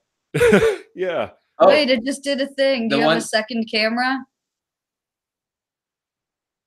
It's picking up that one. God damn it. well, look at the wall art. Check that out. Very cool. We were following along when they were doing that. That was fun. Yeah, it's and what? Okay, you know what? Hold on. I got this. Thanks for bearing with me. There we are. Perfect. I like being this cat so much. What do you mean, Bowler? Sorry, it's there's a lot more equipment now, so it No, that's there's a lot more good. room for failure. It's a good problem to have. It certainly can be. How are you two doing? We're doing great. How are you? Just busy. I have been a busy person. No, that's good. Yeah, though. no, I see you guys are always doing something, which is important. Yeah, as you can see, I mean, since the last time things happened, we got this 8-foot by 4-foot gaming table that I built with a friend of mine. That's awesome. Yeah, it's got like mic mounts all around the sides, and the soundboard is underneath, and the whole everything is all different. So it's been a lot of changes recently. It's awesome. That's though. awesome. I can't wait till we have some room to like literally when you walk into our front door, this is what you see. Yeah, it's that's very awesome, small though. here. That's badass. But our front room is very nerdy, but when people come down here, they're like, "Oh my god, is this what you guys do?" And it's like, yeah, pretty much. Joe is saying that he is legit jealous of that table, and then another message that says, like, shaking with jealousy. Hey, you know what? Honestly, I made the plans in Excel, oddly enough, and it cost less than $150 to put all the Wow. parts together. It's awesome. So I have the plans. I would totally share them out to anyone who wants them. It just took like a day of sitting in a wood shop and attaching everything, and then some stain to basically seal it up. So You should like sell the plans on Etsy. People buy shit like that. Just for real. uh, Or just give them to Joe. Let Joe have them and then sell them. and, I mean, admittedly, it's a garage, so we have the room to put it in here. We're actually talking about trying to buy a house soon, and one of our considerations is like, are we going to have room for a massive table, or am I going to have to build something smaller? Oh wow. Yeah, it's great, but it's a kind of pain in the ass, and it's heavy. It is ridiculously heavy, but also heavy enough that like my larger friends can lean on it and not break it. Yeah, that's Yeah. good too. Nice. You have Joe reconsidering how he'd have to reorganize his room for a table like that. Well, funny story. We ended up doing this because I'm like a huge fan of Warhammer 40K, Warhammer Fantasy, and stuff like that. Speaking Joe's language once again. Miniature wargaming, you know, and we want to do stuff for the channel involving it. So with like Hazardous Endeavors and the other stuff, we ended up getting more webcams on sale, thank God. But now we have this table, so we're like, okay, now we're going to try to get some wargaming content out there, because another show, because why not? It's not like I'm already doing 3 of them. I mean, at least you have the benefit of playing a game while, you know what I mean? Like, you're having fun while doing it. The editing, like, I understand. The editing and everything. Joe says, "'Cause for the Emperor." Yes, absolutely. Omnisci all the way.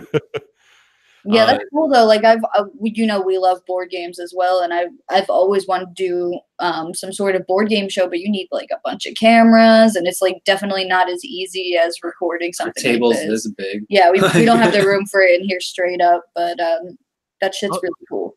You know, what's great though is you get like a Logitech C920, right? So like exactly. Yeah, right. And then you get a mic mount. And for $3, you can get a little attachment that puts the webcam on the boom arm, so you can just sit it next to your table and have it be a like top-down view. So we're actually attaching some of our cameras to these boom arms so that we can move them over the table as much as we need to. We're practicing. We haven't figured it all out yet, but it's really cheap to do, and you can get really good camera angles. So if you're going to do board gaming content, a small table, as long as it fits the board, you just have your boom arm over it and your camera is set. So what we'll do is we'll just wait for you guys to work out all the kinks, and then we'll just send us the plans. Just send us the plans. Admittedly, I have bolted to my ceiling a camera mount that I can just pop things onto to try to get that top down view. But we have yet to practice with that yet. So I'll let you know how that goes. For sure. And we wish you luck too. That's cool. Absolutely. You guys were talking about like pop culture news and things like that. Have you guys seen The Umbrella Academy yet? Yes, we loved really it. Good. Oh, it's so good. I really we binge watched it and we are not sad. No, I'm a sucker for Robert Sheehan. I've been a fan of his since he was Nathan on Misfits. Which, if you haven't seen Misfits, definitely watch Misfits. Really good. He played Klaus on The Umbrella Academy. And I just love him. He's hysterical, and his character is in a lot of ways similar to his character on Misfits, which is literally in one of my top 5 shows of all time. But just watch up until season 3. Just watch the 3rd season and then stop watching. But so it was really good to see him. He was like my selling point to begin with. And then I just all around thought it was really good. And although I've seen Ellen Page getting a lot of hate from people, I love her too. So it was cool to see her in the show as well. And I think that they did a really good job with source material that could have been hard to adapt. And like even the monkey and stuff looked fucking amazing for a Netflix show. Really impressive. Oh yeah. I was really thrilled. We had never heard of it before. So oh really? Yeah. So we just jumped into it blind, and then after we watched it, we pulled up some stuff and we're like, oh, this is this is neat. We really like it, you know. And we're looking in because we enjoy comics. So the fact that we had never heard of it before, we were very curious, and so now we're gonna try to get some of the graphic novels in and be like, we'll collect these because why not? It's worth giving some money to the creators because that really did pull us in. We really enjoyed a lot of that. Yeah, I worked at Hot Topic in the early 2000s, so I'm definitely familiar with Umbrella Academy because Gerard Way from My Chemical Romance wrote it, so we had it in the stores, you know, for people to buy.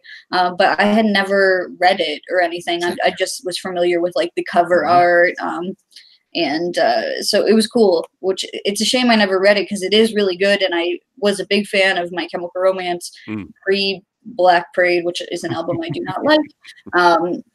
So yeah, I was just excited to see him have such success with this Netflix show because really it was so good. And then I went on to find out that he's done like a lot of comic book work. He's talented, man. Well, it's clearly worked because Mark went and bought the comic. Yeah, there you go. That says it all. And you know, and with all of the other shows out there, like we don't watch like current TV because we don't get TV, so it's all streaming. It's all whatever we can get secondhand. And yeah, you know, we use Netflix, we use Hulu, Crunchyroll, stuff like that. So we don't catch up on all the newer stuff. So we're like a generation behind everybody else or a season behind on like everything. But it gives us time to go back and like The Good Place, right? Which I'd seen it and I was like, we'll get to it eventually. And it seems like our kind of humor. And so now we're like halfway through season 2 after binging it like all yesterday. And that show was excellent. It's one of our favorites. Oh yeah, my sister, who recently moved in with us a little while back, like came downstairs, looked and said, "Good choice," and like walked back upstairs. It's like, oh, okay, well, the seal of approval, I suppose. Hey, Po'boy's perfect. Oh, I see what you did there. It's like nobody's perfect, but you switched the letters. Oh fuck, it's great. Oh man, Adam Scott, and that's great. Yeah, as the demon, so different from like how you're used to seeing him for sure. Absolutely. Except for like it's a little reminiscent of maybe his stepbrother's character. He's like the shitty brother. Check these out. Lathers up with keels every day. Oh yeah. Have you guys been doing any gaming lately? I mean, you know, I just started running Kimber and a new group, actually a few content creators, so that's interesting, but we're doing it off camera. I just started them on a 5e campaign, starting them out at level 3 so they can do something. Nice. Sounds and we've good. been playing board games wise. We've been playing Villainous a lot. I don't know if you've heard of that. It's the Disney Villains board game. It's really cool. Yeah, I've been hearing a little bit about that. So is it good? Oh yeah, it's awesome. I would recommend it if you're interested in stuff like that. And they just put out an expansion, which is almost as expensive as the regular game, which is kind of a bummer, but I would definitely consider buying the expansion as well. I think it's really a good game for beginners too. If you have friends who don't play as many board games and they want to play something, this seems to be a good one that's fairly straightforward and you can teach to somebody quickly. But again, depending on which character you're playing, you basically have your own little board and everything, your own decks. So it plays differently depending on which character you choose. It's a really different experience. Like each character has different motives and. Gotcha. Okay. Yeah, you basically have your own little plan that you're trying to do, and you don't play on the same board together. You have your own shit, and then the only thing you can really do to interact with the other people is try to like thwart their plans, and whoever like succeeds in their plan first wins. I dig that. Anything with asynchronous multiplayer is already high up in my book. Reminds me there's a battle card game kind of thing that there's got a bunch of expansions. I'm trying to rack my brain about what it is, but there's like a bunch of different classes and like the paladin, and there's like a warrior and a warlock and a wizard and a bunch like a rogue and like very, very like comic-y art style, but it's very similar. Like everyone has their own deck of abilities and they can kind of like fight amongst themselves, team up to fight people. That's cool. Sounds similar. That kind of game definitely resonates with me. Anything that allows people to come at the game from a different angle than the other players allows for a lot of interesting strategy. So 100%, I'll have to definitely look into that. That one's really cool. Mysterium. Have you guys ever played that? Mm-hmm. Oh yeah. Mysterium is one of my new favorites, and Tea Dragon Society. Like it's a little like $20 game, tiny box. It's based off a children's book. Yeah, you play your own little dragon characters, and it's like different cards come up, like a community pool of cards that you can draw from for each like season. It's again, it's a really simple, straightforward one, but it's one of those ones that's simple, but mastering it takes time, you know. So I love that one too. It's really cute. It's essentially you're raising a dragon for a year. So, but it bit you, so lose this, or so it's a deck building game. I didn't think I would like it at all. I made fun of her a lot. Yeah, he picked on me for buying the thing, and it ended up being like one of the best. You know, sometimes you buy a game and it has like a lot of flaws, or it doesn't flow right, or you have to like make a house rule to make it work sometimes. This one just flows really well, works really smoothly, just a well-designed, well-thought-out game. Gotcha. Oh, and someone was asking if I'm talking about the WoW card game. Not the WoW card game. I thought it was something like Ascension, but it's different.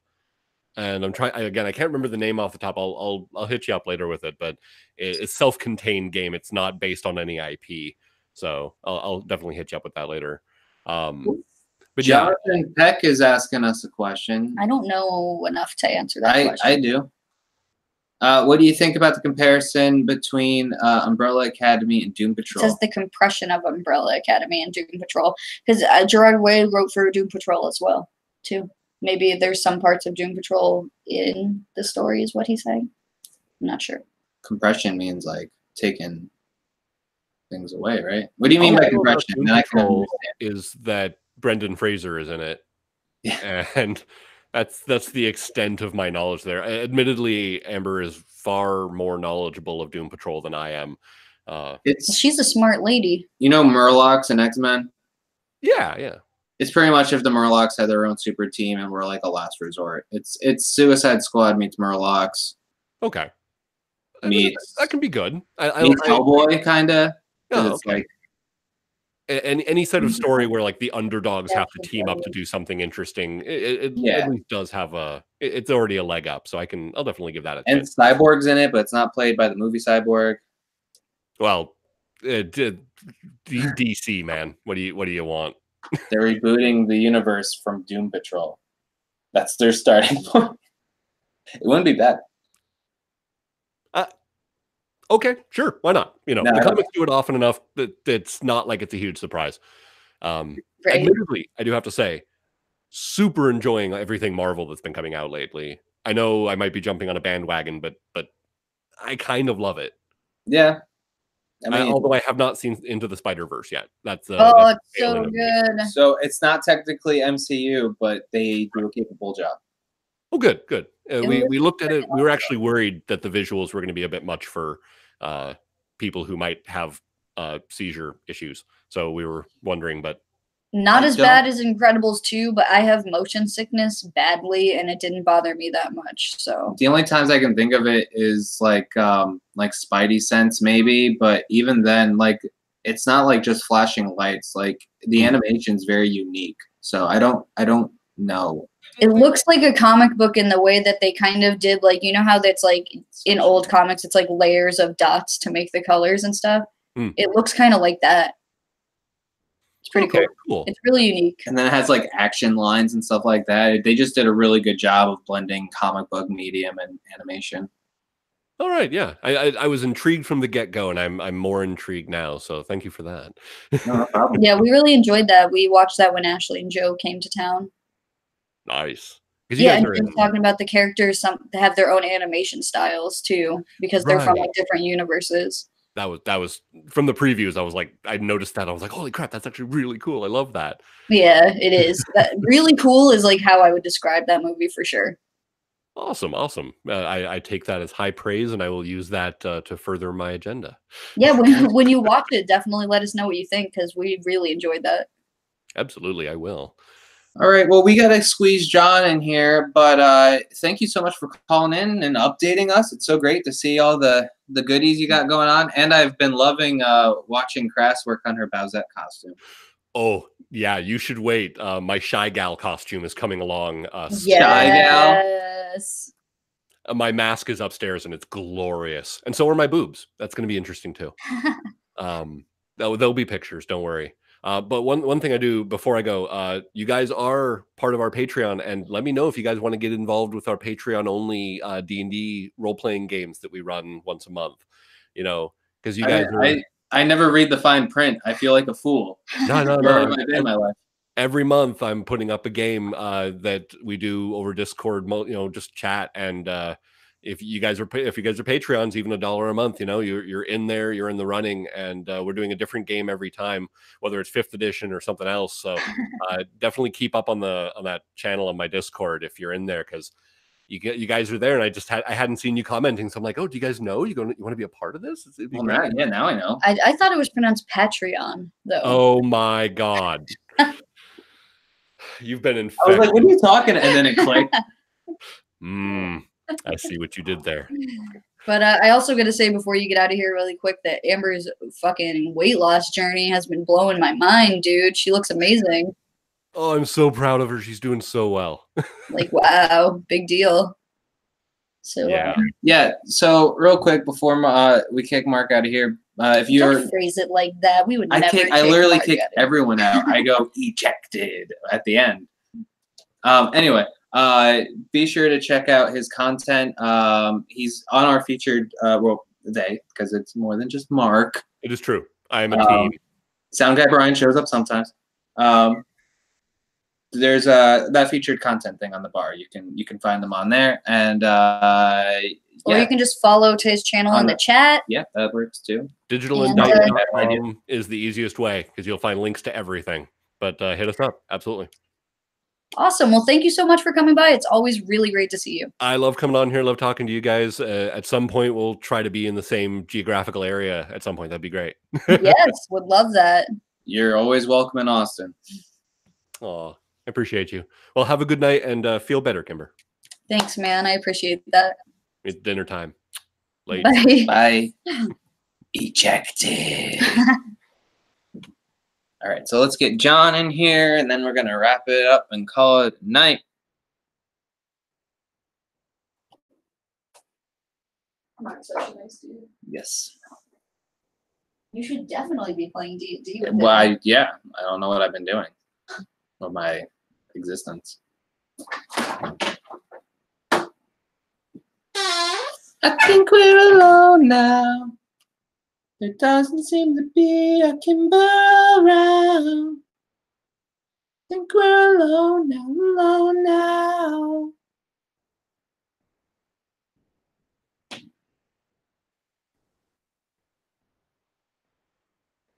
Which was in Umbrella Academy.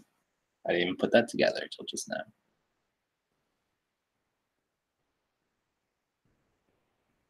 John, are you there, John? John, there you are. Hey. Hey, what's up? How's it going? Very good. Very good. Been a long time. Yeah, and we can hear you, which I'm excited about. It always seems like some kind of technical issue sneaks up on us. Or maybe I'm in a different room at that time, though. So. Oh. I had to move it back because, like, a couple weeks back, it was during Super Bowl weekend, so I had to make it a play at bed in my parents' house right here, though. So I had to move around a bit. Well, I'm glad your new home base is more accommodating to streaming. How'd you feel about the Oscars?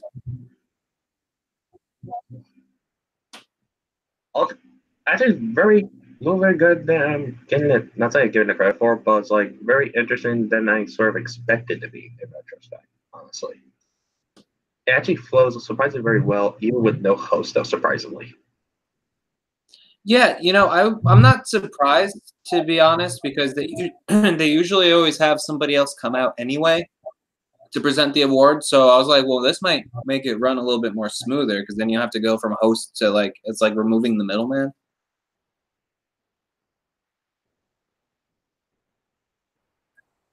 Chat. Well, did you hear me? No, you kind of cut off by there.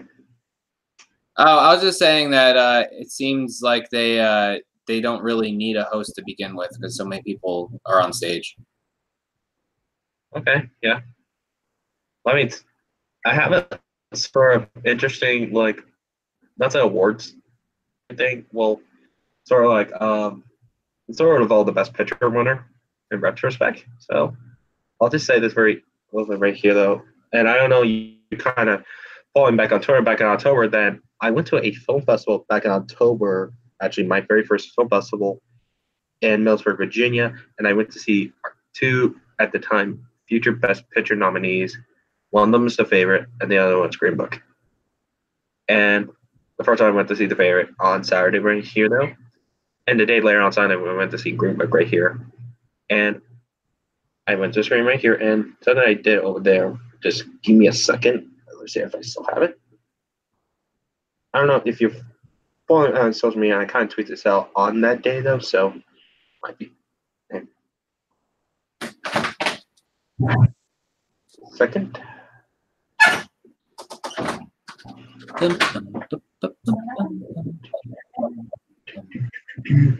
I got it. This is back in like Sunday right here. I don't know. You can see this very closely right here. Watch it very closely. See what I got? Vigo?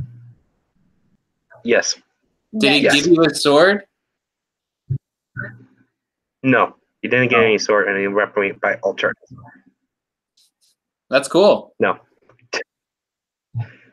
Yeah, and they did like a Q&A afterwards with him and Peter Farrelly right here after the movie right here. Very good Q&A right over here though. Right here, I took the picture right here, and actually at the time went to see it with the family at that screening. Actually really liked it, and I'm very a little questioning from myself. I go back to rewatch it afterwards, a couple months later, and keep that in mind. This is way, not say way before, but way before, like, not to say backlash, sort of the backlash on the movie though. It was kind of 1 month behind. I just heard back for the festival, and that's pretty much it. That was way before the backlash started. So keep that in mind right here. Keep that in mind. And well, I just want to tell you, like, before I go back, my other thoughts right here. I'm gonna ask you. Hold on.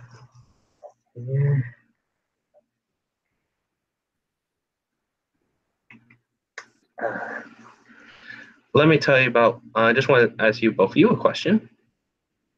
All right. So hear me?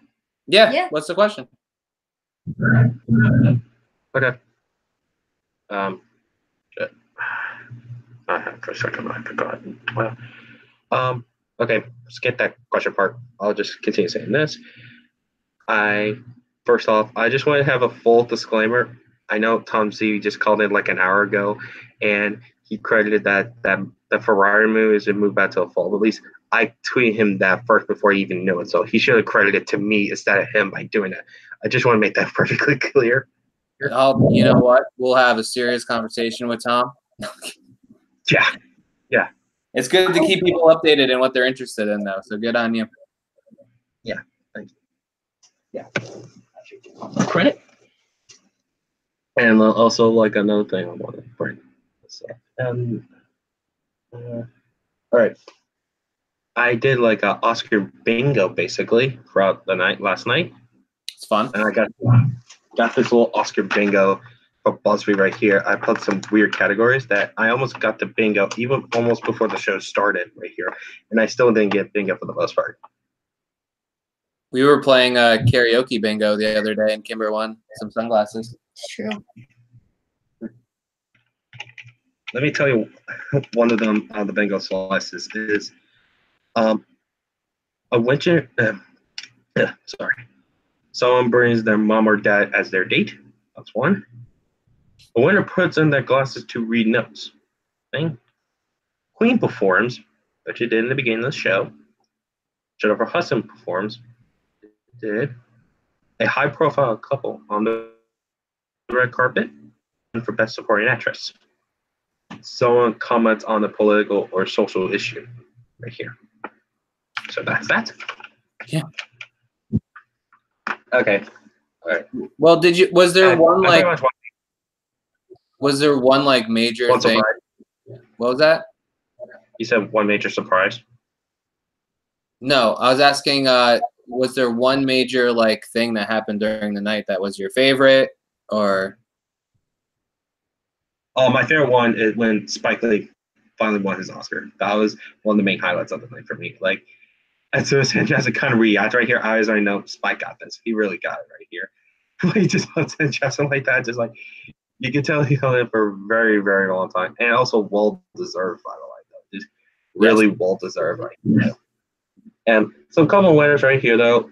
The Spider-Verse is the second one for me, and finally sort of got arguably Lord of the Middle the Oscar, arguably right here, which in retrospect, this movie along with Lego 2, even sort of like if they were sort of not Lego the Han Solo movie, I don't think we'd have a better movie with Spider-Verse in retrospect, honestly, though, if you really look at it. That's yeah, it's a shame what happened to it was really not very good. Yeah, so I think scenarios, and I like pretty much the performances at the Oscars, though. Really, though, I like the opening when Queen kicks off the Oscars, though. That was actually very good, though, and I like the audience member just really rocks out to it right here. My one just a little, I don't know, it was.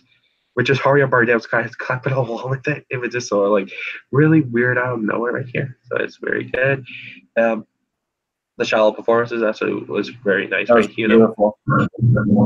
Yeah, really beautiful though. They did an introduction, just like boom, we kick to it right here though. And the big shocking winner, I'm gonna pick like Olivia Colman went for Best Actress. That was maybe the one shocker of the night for me. And that was a little surprised. People thought it might be Glenn Close in the night right here. Doesn't matter, right? And Olivia Colman just won the award for the favorite, which she's great in the favorite right here. And I was a little surprised at the same time though. So that was one.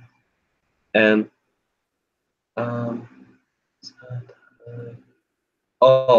for lead out there for Rami Malek, I think he's well deserved. To be 100% honest, even the people who are not the biggest fan of that movie, they all can agree on one thing. Rami Malek is great in that film right here, and really sort of determined as Freddie Mercury right here, and he's very great in it. And also, by the way, Kim, to answer your he's froze. Early on, though. Sorry, hold that thought. You froze right after you addressed Kimber. Oops, sorry. No, you're fine. Not your fault. What was your question? I was gonna say like I was looking at Kimber's where on the chat said Robbie fell down after he got his reward though. After the steps right here, and I saw some pictures. I kept an eye on him right here. He was okay right here. Even I saw a photo that like fixed his tie for him right here to make sure it's fitting enough a bit right here though. It's just actually very charming right here.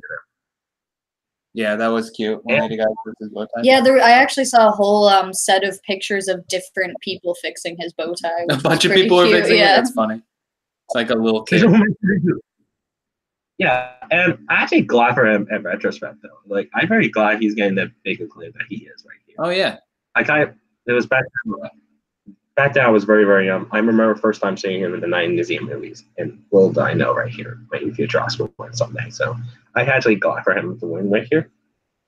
And for what was something else that I was looking for? I had that one thought for a second.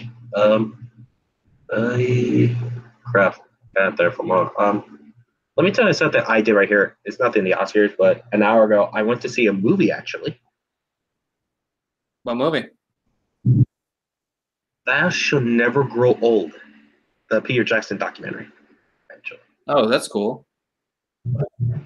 Yeah, I went to see me and my dad though because like my dad wanted to see that documentary too because my grandfather served in World War II right here. Even though this documentary served in World War I, though, he's sort of based around the war around that time. So it's actually a very rare documentary though, and the way the footage right here.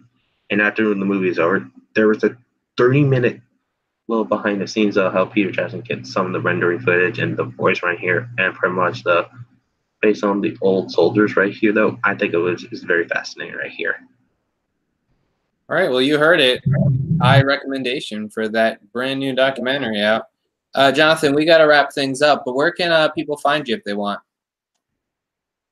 You can find me on Twitter at jpit1098 around Twitter and Instagram right here. Those are the two only social media outlets I got. So there's there.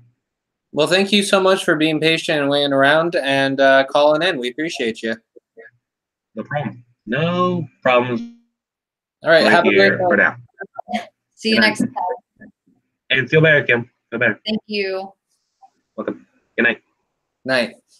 All right, everybody. Well, thank you so much for hanging out with us and just talking Oscars. We'll definitely do some more varied content next time. Hopefully, we'll have a bunch more trailers to pick from. And Yeah, and we're going to be starting to get closer to. The closer we get to April, the more trailers we're going to get for all the crazy stuff that's going on in April. And then the more content that's coming, because Night's Watch is coming back. Good Omens is coming, or wait, what was it called? American Gods is American coming. Odds. And then we will probably also do a recap show for Good Omens. We were thinking about doing a recap binge for Umbrella Academy too, honestly. So yeah, so if we that's might something do you're that. interested in, definitely let us know. We might just do it anyway. We might just do it anyway. It's a good show. Just to send it to Mark. Yeah. All right. Well, thank you so much. Please check out the previous 2 videos we put up this weekend. Candace's Wakanda Forever, Why It Lives Up to the Hype, and Billy's Movies with Super Friends, featuring Tom Zambino discussing 1966 Batman. And I will be playing Kingdom Hearts 3 tomorrow. Trying to get out of the Tangled universe. I'm stuck on a boss. Come watch that with me. He's tangled up in. Oh, no. All right. Thank you, guys. I'm going to go eat some spaghetti. Spaghetti near me.